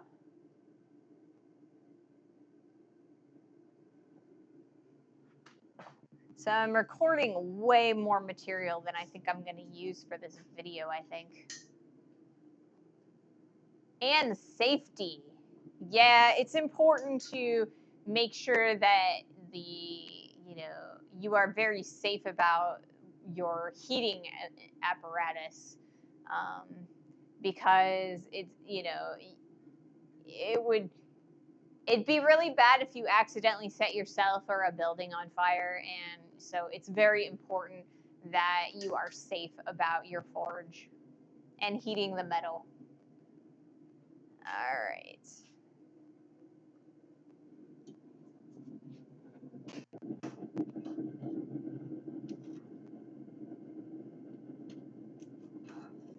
All right, I think I'm getting the hang of these tongs. All right.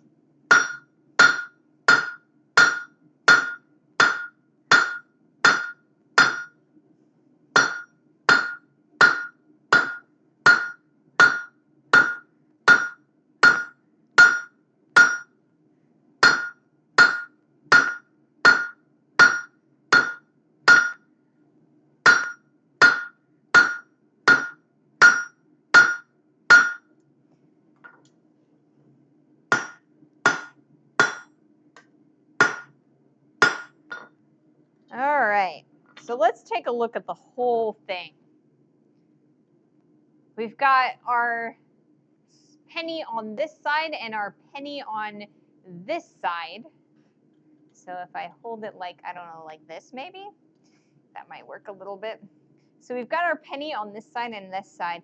This side, it's a little bit thick still, so we're gonna have a little bit more growth. And then we've got a really thick section here in the middle.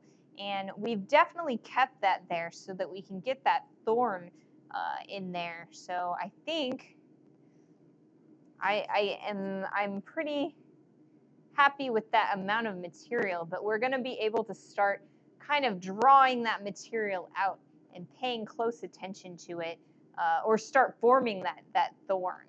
So I think that's gonna be soon. Soon we're gonna start paying attention to that thorn.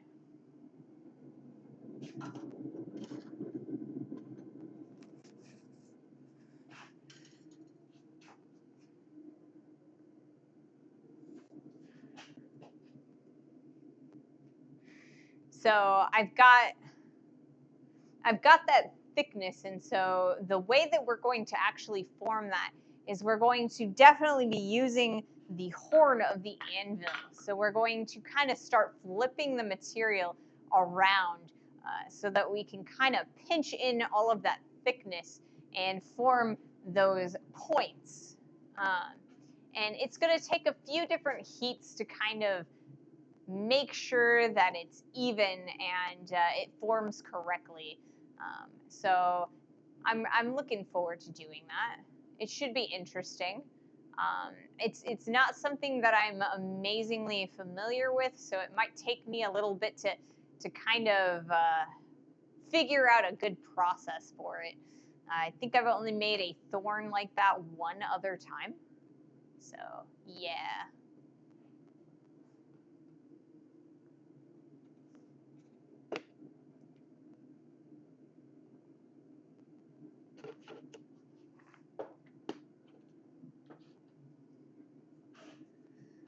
But overall, I think this will look pretty good. We're starting to get enough length that I'm pretty happy with it. And I think that the thickness, we're going to be able to draw that out and lengthen it even further than I originally had thought. So overall, I think we're doing a pretty good job. I don't think it'll be quite as long as the drawing is, but I think that it should be, about yay big.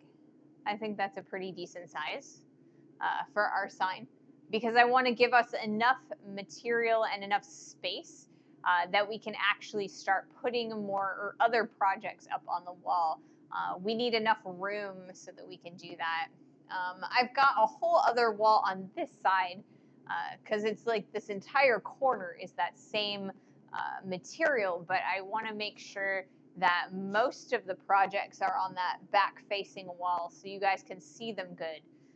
Because I think around the corner is going to be a little bit, I don't think you guys will be able to see them very well.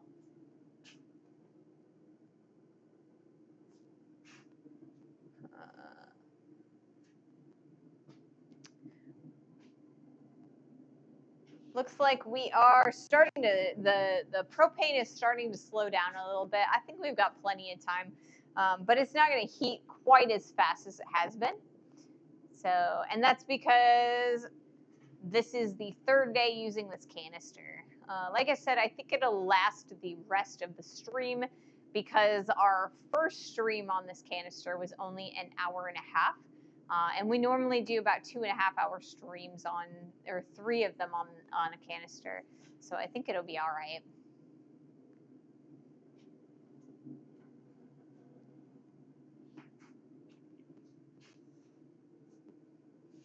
Okay. How are we doing? Got about a minute left before ads. I think that I should be able to do another heat before that's up.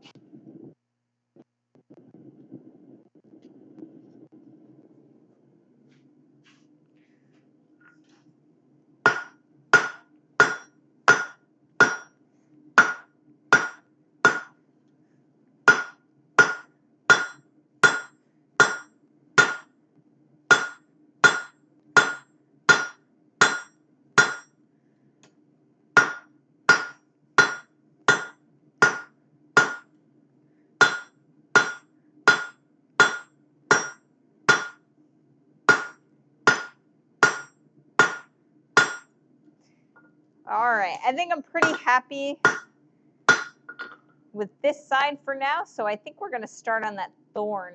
And so I think we have a lot more thickness on this side than we do on this side. So I think I'm going to flip it and we're going to start pushing that material this direction a little bit.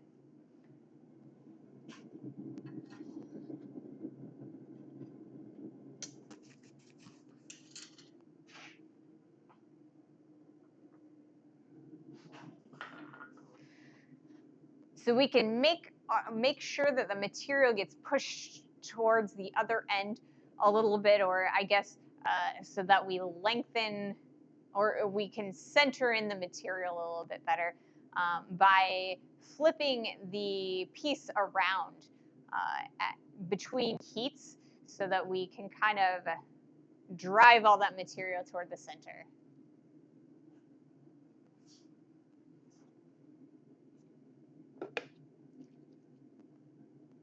Definitely something I need to pay more attention to is how to discuss this particular process, I think.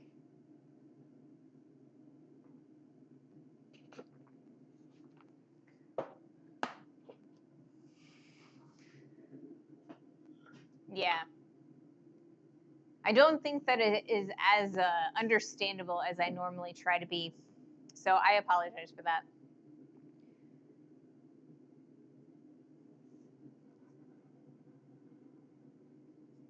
But overall, I'm pretty happy with this project.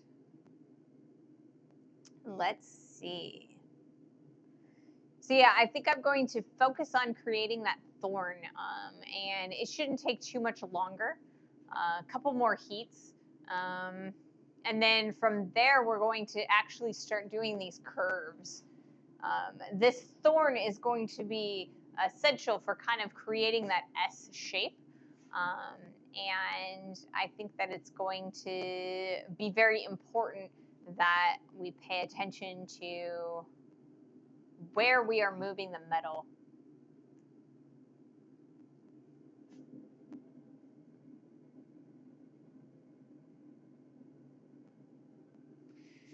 So my idea for it is to hang off the material on the edge of the horn and kind of hammer at an angle so that it ends up pinching that material.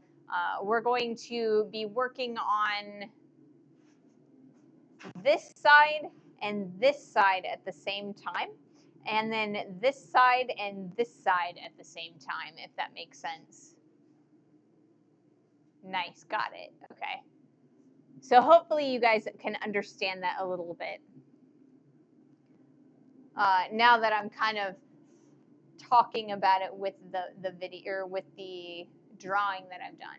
So yeah, if I hammer here, then or with this side over the horn of the anvil, then I'll start squishing all that material in the diagonal, and then I can flip the whole material and hammer on this side, and with the horn of the anvil over here, and that will start pinching in those thorns.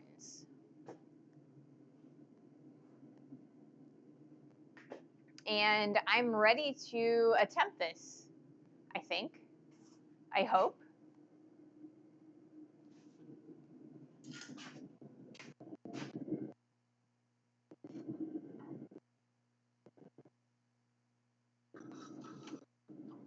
There we go. Okay, so hang this over this side, and or maybe that not. Maybe I'll just drop my metal. I'm gonna get this. It's gonna take me a little bit. I'm sorry, guys. All right, let's try this way again.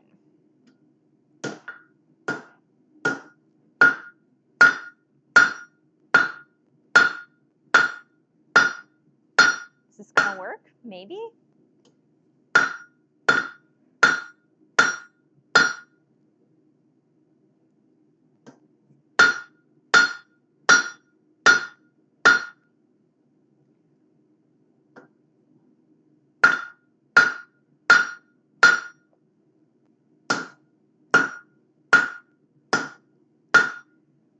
Well, we're starting to get kind of some reduction and a little bit of a spike there.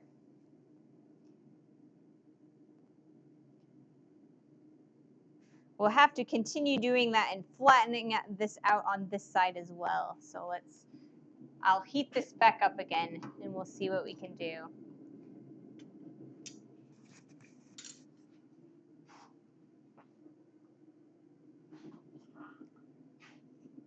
I think that maybe I didn't think this project through as much as I should have. But that's all right. I'll get it. I'll get it eventually.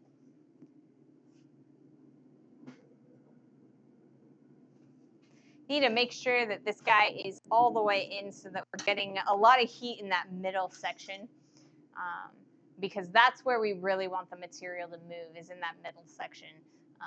So I think if nothing else, we can definitely hammer off over the horn of the anvil and kind of squish it on the end, or like the other, on the 90. So yeah.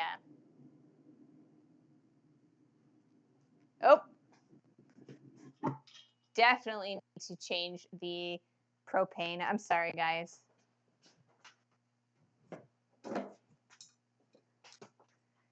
Propane froze.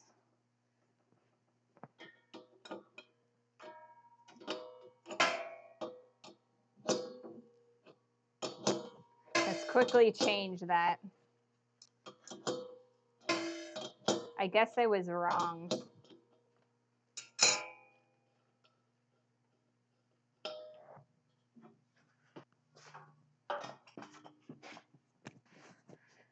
All right, let me see.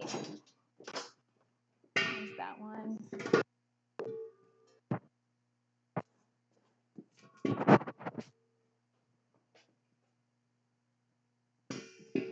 I think I'm going to do this one. I think this one's the fullest.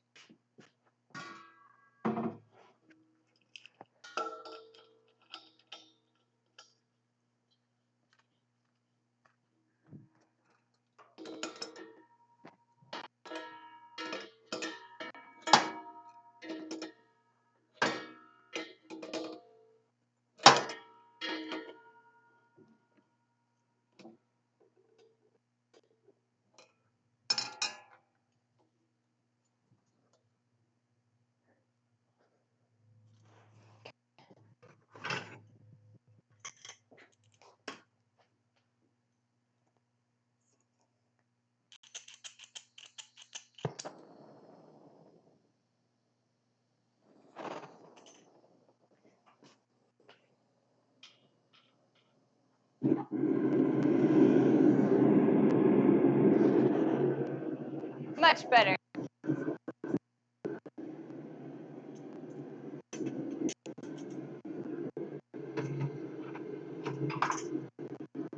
I hung up a brand new, or like I hung up a, um, like a holder for the propane torch, the plumber's torch. And so it's off the ground now, which is, it makes me very happy because I was always afraid that it would like tip over and fall. But now it is up and off the floor again. So yeah, I apologize for having to change the propane. Normally, you know, I'm a little bit better about it. But I think we're starting to go a little bit on the long side. Yeah, we're going a little bit longer than I anticipated. So I definitely need to change that. And I will come with a fresh tank on Wednesday. Uh, so yeah. And that's how you change a propane tank. Um, the threading is backwards on my propane tanks, and they are brass fixtures, so they have a tendency to bind. Well, not they don't have a tendency. They do bind together. The brass on brass binds together. So there is a gas tight seal that we can make sure that there's no gas leaking. So we've got a lot more heat going right now, and it should make moving the material a lot quicker and easier.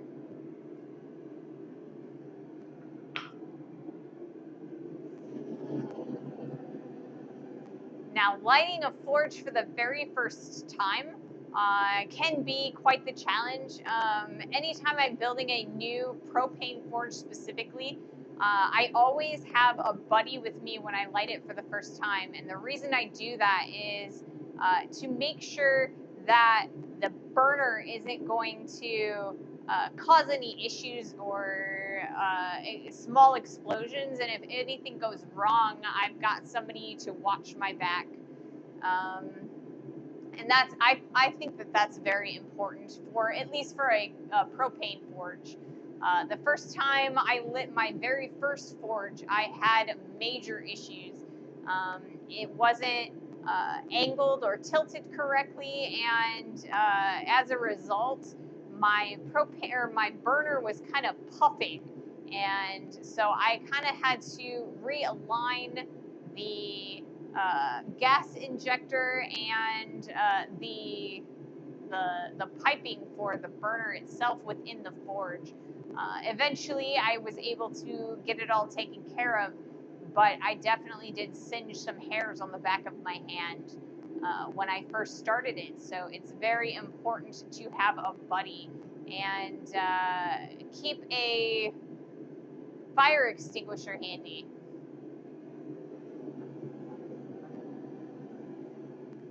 All right, we are going to do another heat.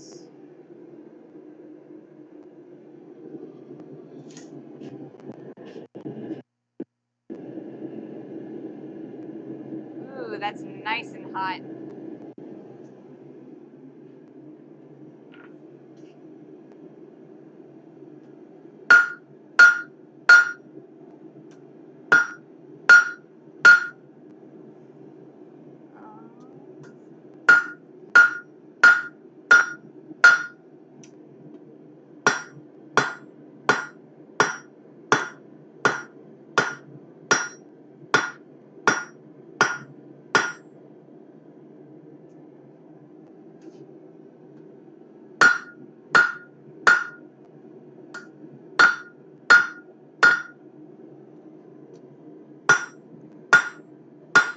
We're starting to get a little bit of a thorn. It's kind of difficult to see, I think, for you guys. But we're going to turn this around and kind of move all that material away.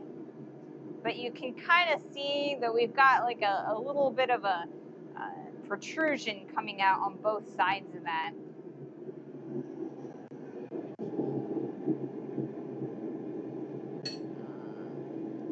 I'm going to hammer from this side, so I want that hot.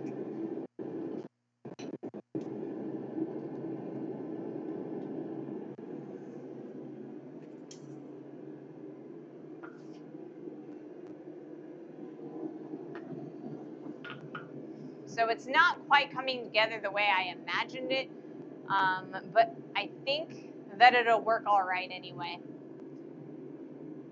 I have a thought, and I'm not entirely sure if I'm wanting to go with it, but if I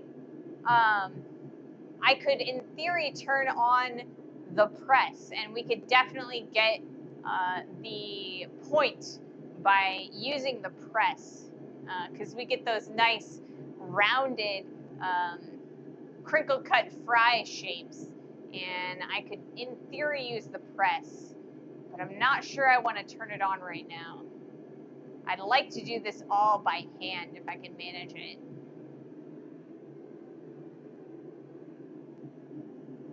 Did I have... Nope. For half a second, I thought that my phone was ringing, but it was not. I'm glad. I didn't really want to have to answer the phone in the middle of the stream. But I kind of feel like I would have had to take the call because it should be my roofer. That would be the only call that I would take, but...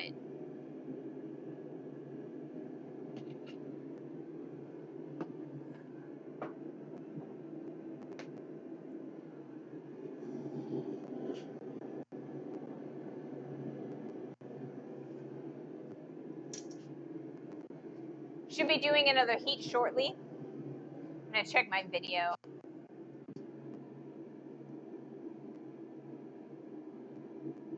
Now writing, please wait.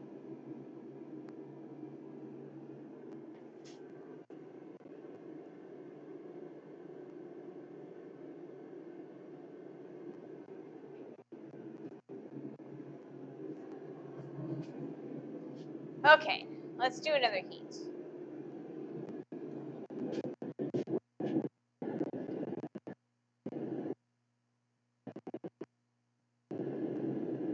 If I can manage to get this out at the right time. Okay.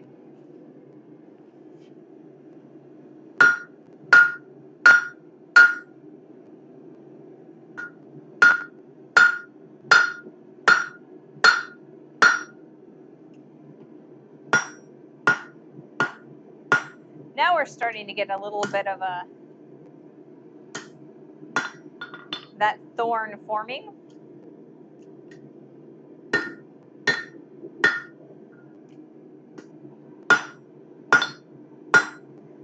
And I want to thin this out a little bit on this side. I want to make sure that it is all equally thin, I think.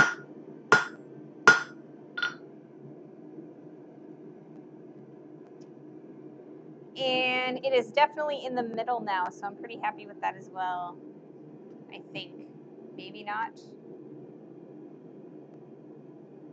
Where is it? It's right there. I need to move it that way.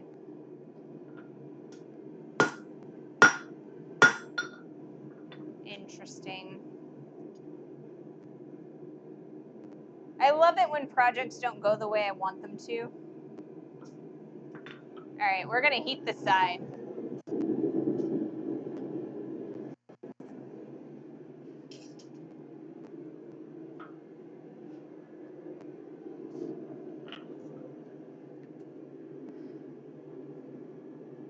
We will definitely make sure that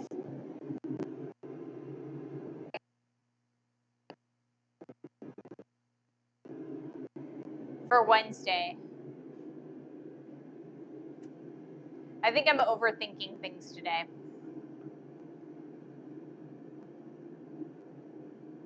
On the plus side, our new tongs are working very beautifully. It took me a little bit to kind of get used to using them and manipulating things with them, but they've been holding the material quite well. And it's pretty easy to grab a hold of things once I figured out, you know, what angle to come at.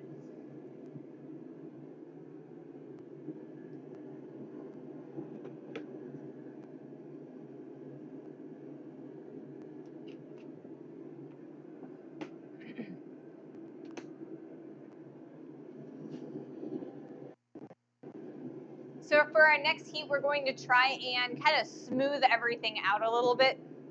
Continue working on that thorn, but also smooth out that long section. It looks like we've got one, or I think I've accidentally moved the thorn up further in our design.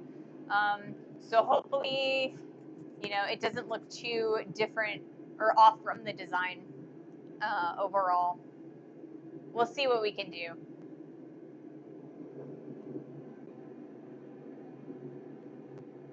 But it's all right.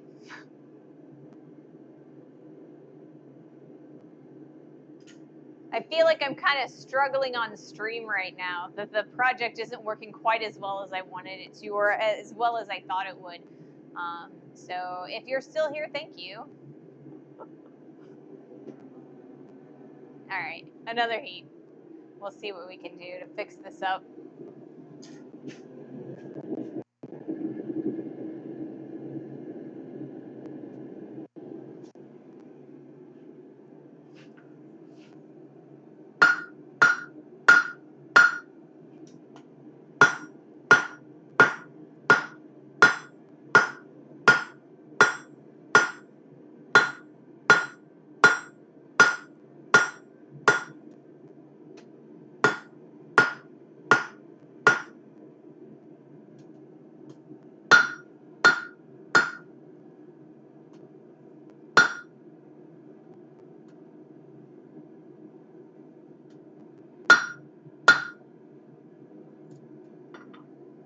Alright.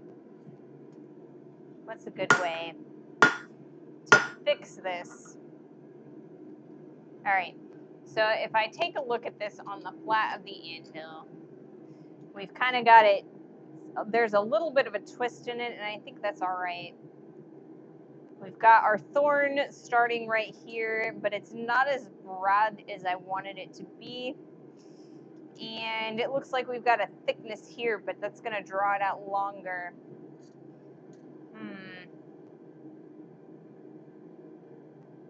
Maybe I'll do another heat thinning this out, and then I'll see about curving it, and we'll see what we've got. We can always take some more time later on when we're finessing things. Here. Thank you, Ping. I appreciate your support. Yeah, I don't know. This project isn't quite going the way I imagined it going, and I kind of feel like that happens, and it's something that you have to work through as an artist and as a blacksmith. So you're kind of seeing me kind of internalize and work through this project in real time. So yes, I have to be, or I'm problem solving as we go. Now I know that if I hammer on the 90 degree, I can widen out that thorn, but it's also going to lengthen both of the legs by doing that. And I've got one side about where I want it, but the other side is a little bit short. And it's also a little bit thin. So I don't know that I can completely correct it. So I think what I need to do is I need to make sure that both halves are as close as I can in diameter, and then try to form the thorn as best I can, and then just curve it. It's not going to look exactly like the design, but I think it'll still look okay. And there's a little bit that we can do with a grinder to make it look a little bit better overall. And, sometimes errors happen, and it's kind of like you gotta go with it. So I think that's what we're gonna do. We're gonna try and go with it.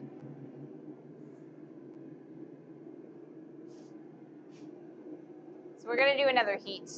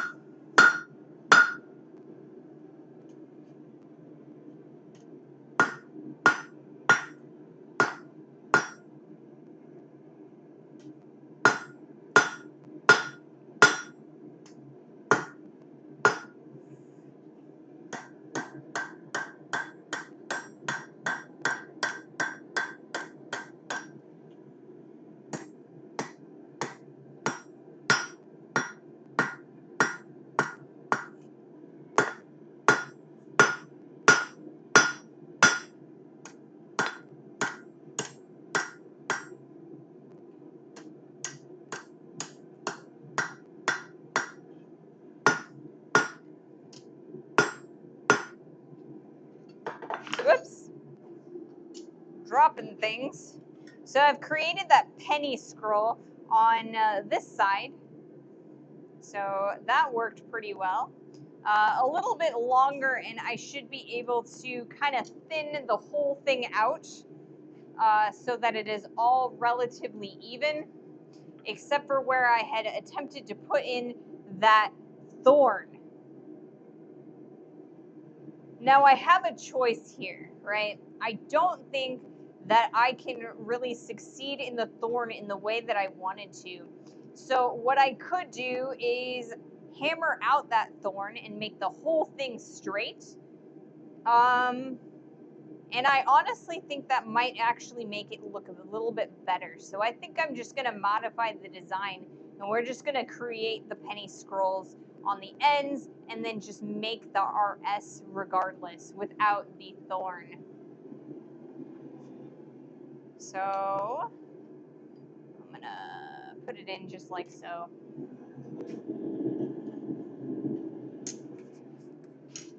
We're gonna make it good, even if it is not exactly the way we wanted it to look. And I think that it's going to look fine though, or without the thorn. I'm a little bit disappointed that I wasn't able to make it, but I honestly think that the reason I couldn't do it is because I didn't start with a thick enough center section. If I were going to do this again, what I think I would do is I would heat up that central section and upset it so that the central section compressed into a much thicker round section in the middle, and it would have been a lot easier to create the thorn that way. So hindsight being 2020, I think that I could definitely do it if I tried it a second time. So I think, yeah, I think we're just going to have a straight S without the thorn. So we're going to get rid of this area of the design and that area and just have it be like so. And I think that'll look fine anyway, in spite. It is a capital S. Yep. So I think this is what it's going to end up looking like. Only a minor disappointment. But that's all right because, you problem solve and you work through things. And I really think that it'll still look great.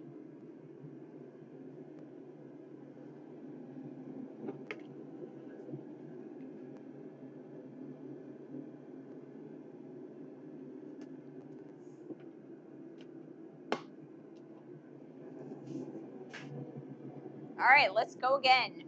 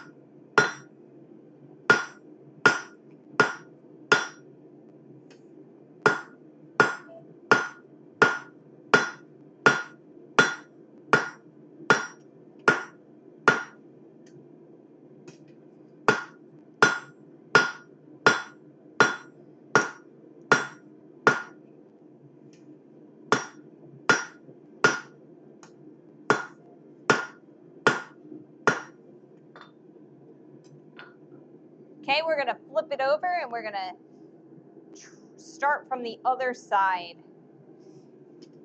And that is starting to look a lot better now. I'm actually pretty happy with that. So we're probably going to do 1 to 2 more heats. One to kind of continue this drawdown, and the other to scroll it. Wait, make that 3 heats.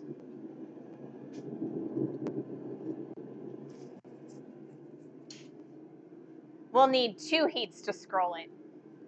So 3 more heats and then we'll be done. So if you guys have anybody that you would like to raid, start thinking about that. Let me know if there's anybody you'd like to raid. We've got about 3 more heats. So I think we'll make it to probably the whole half an hour. I think that'll happen.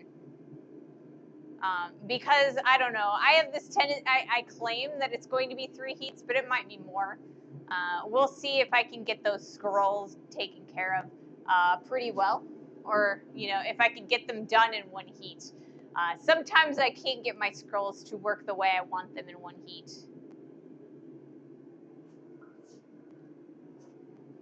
All right.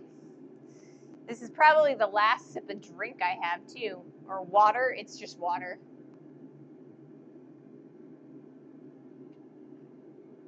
Yep, no more water.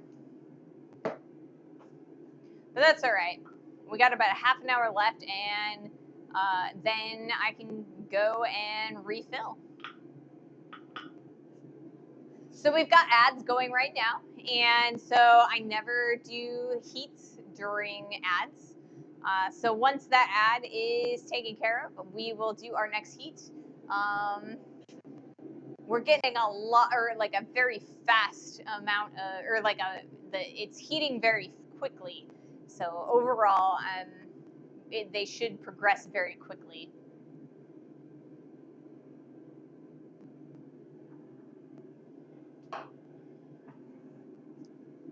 So yeah, I apologize that I'm on this struggle bus today. I will try and put it back or get it back together by Wednesday, so that we can get our M completed with less fuss. So the M is going to be, we're going to make it exactly the way that I described would make a better thorn for this. So basically what we're going to do is we're going to heat up the central area of the piece of stock, and we're going to hammer it on itself so that we can kind of squish a central ring in the middle of our M, and that's what's going to begin our upset. So then we'll bend it over the edge of the anvil and start hammering on the legs. In order to keep that heat in the middle on the corner, we're going to be using our quench bucket quite a lot on Wednesday. So we really, really need to be able to control where the heat is going when we're doing upsets, and we're doing more fine detail work. So profuse use of the quench bucket is in our future. Are the ads done? Yes, they are. All right, let's do another heat.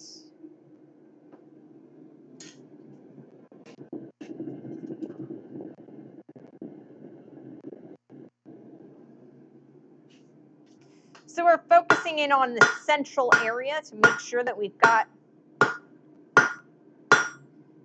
the entire length of this S nice and similar in width along both axes.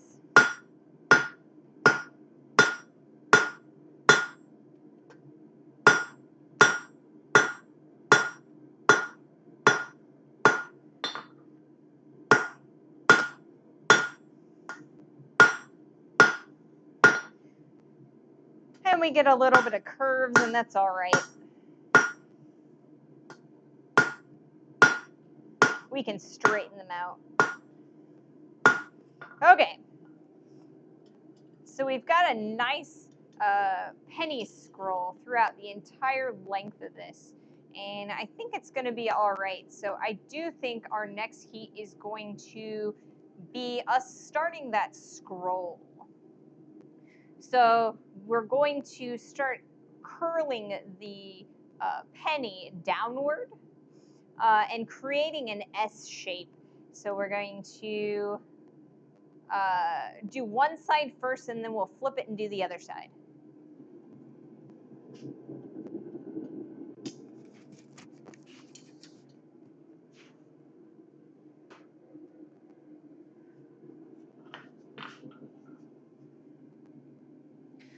So this is where the piece is going to actually start looking like an S. And I'm really looking for, or I always really look forward to the time in the project where I make the most visible progress towards making a piece of, or like a piece of finished product. So we're just about ready, on the cusp of that section of the process.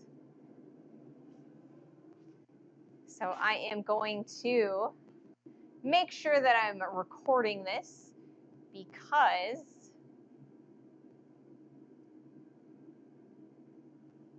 it's going to be visually interesting for the video.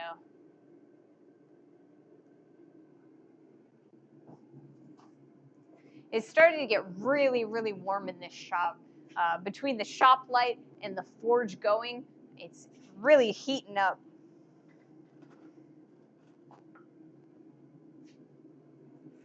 My anvil has been shimmying, and it tends to do that when I work heavily on the horn or the heel of the anvil. So I got to make sure that I correct it so that it is on the only flat section of the floor in this little area. Every other area in this floor, it's like bumpy. There's like dips and humps in the floor. So it makes it difficult because the post vise, it tends to wobble a little bit. Oh, I bet. Yeah, so when I hammer on the heel or the horn of the anvil, because all of the pressure is going on the one side, it does, or the end or the other end has a tendency to lose pressure and start shimmying across the floor.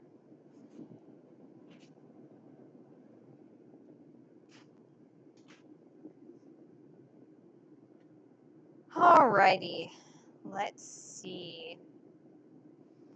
Couple more heats. All right, let's do this.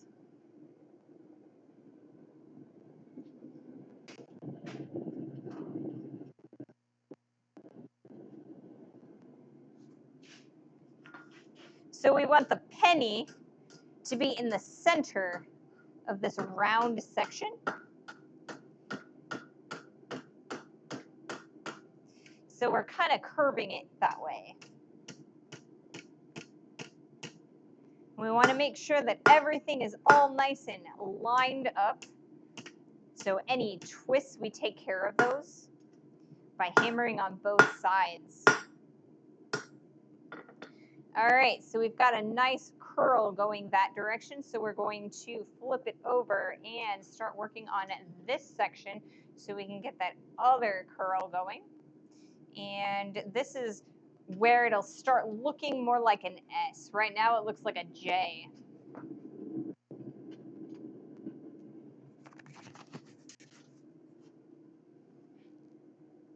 We will probably need at least one extra heat to kind of try and finesse this so it looks more like an S. And so that we can curl up the side that we've already done if we need to do that, so that we can kind of compress it so that the central section, so that it actually looks more like an S and we don't have like a flat in the middle. The thorn would have actively hidden any flat straight that we had in that middle. But so now we need to focus on making sure that there is no like flat section in that center. We need to do that by hand. There's no hiding it.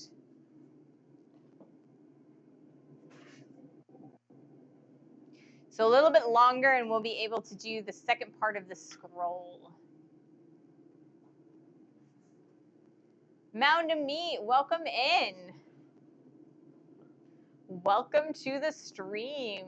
We're starting to finish up. We've got a little bit of scrolling left to do. It looks like you've got your subscriber icon on. It's the first one I've been able to see. I like them. They're really nice. That's exciting. I'm glad that they're there. I think that the 6-month one is the cutest one because it is a set of bolt tongs, and it's really little, and I think it's cute. But yeah, I spent some time on Friday evening making the subscriber badges, and I like them a lot.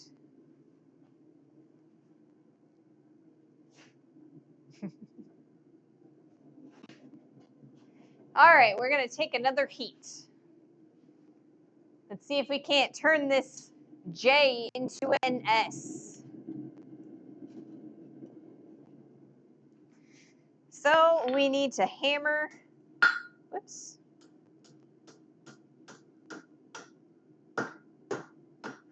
this side downward, and I'm having some issues hanging on to this.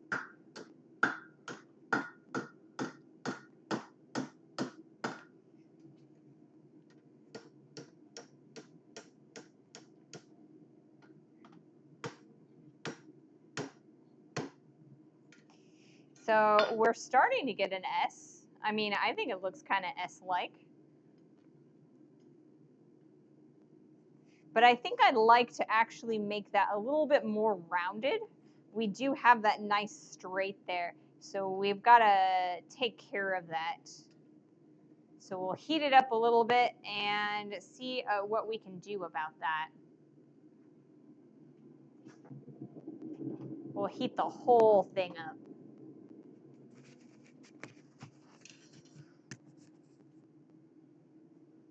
S. Yeah, we are making a Raise Smithy sign, and we are starting with the Smithy section of it. So we are currently making the S today. On Wednesday, we will start doing the M. And yeah, I'm hoping it looks pretty decent. Each letter is going to focus on a different blacksmithing technique. So I can kind of teach what we're doing while we're making this sign. We started with a 6-inch piece of 1/2-inch round stock, and we have turned it into a lovely penny scroll. So now we're kind of just trying to finesse it and make sure that it is the correct shape. We lose a little bit of that straight. And I'm actually going to use my old tongs that I told you all I was going to retire because they have a nice square section here in that center so that I can hang on to the end of this S and kind of make sure that or so I can manipulate the material a little bit better. Clever. I try to be clever. Okay. So I'm going to do another heat, and we'll see if we need to do one more. I'm hoping that this will be the last heat, but we might have to do one more.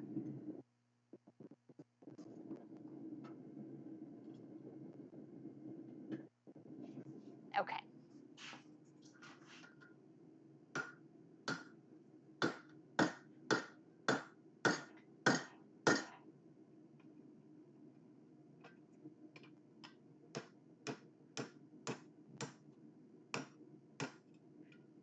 All right, so that's much more S-like, I think. Or is it that, no, that's backwards, I think. I think this is the correct direction for an S. So I think we're going to do one more heat just so that we can get a little bit more round on this side. And that will be our last heat because I'm pretty happy with what we've got overall. I think that's a nice S. There's a little bit of straight at the top, but I think we've gotten rid of the S, or like the flat in the middle pretty well.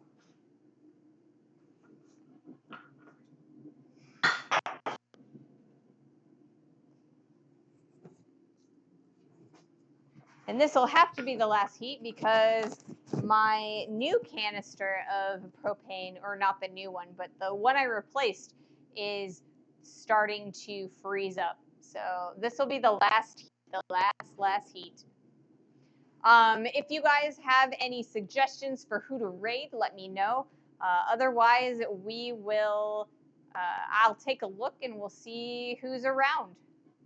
Oh, I gotta turn this off before it starts making mini explosions.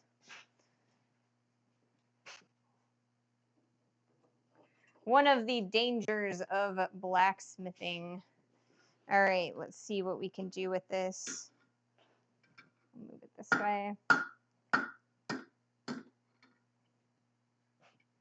So I don't know. I think that's pretty good, right? It's a round and S-shaped. Not quite as, I think that's pretty good. Maybe we'll do this a little bit.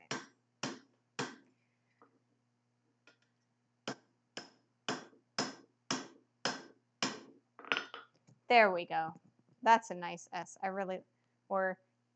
That's a nice S. I like that a lot. Okay, all done. Today's stream was brought to you by the letter S. So the letter S.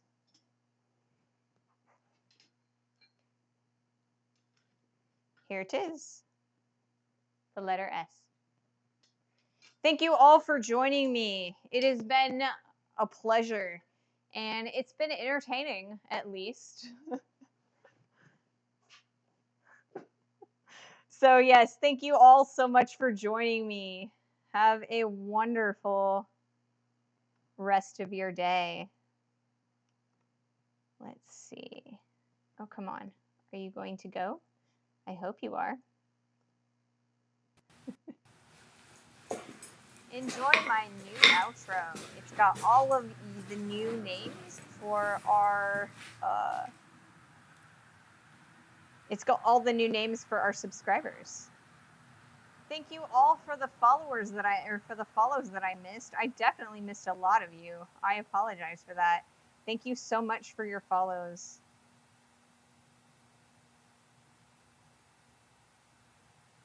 Have a wonderful evening. Let's see. Who is around that we can raid?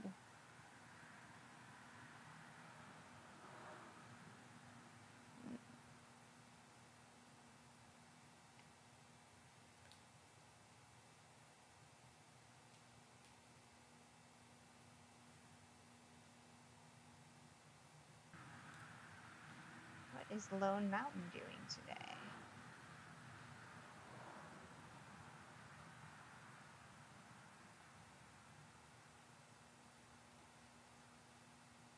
It doesn't say. Oh, okay. Let's see. Who do we have?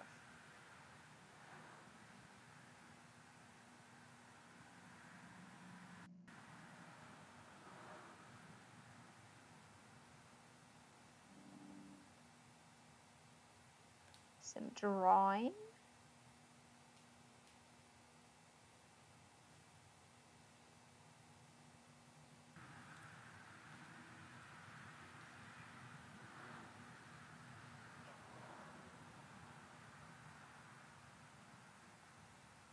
Ooh, let's go Chef Steve. What do you guys think? Some food. Yeah.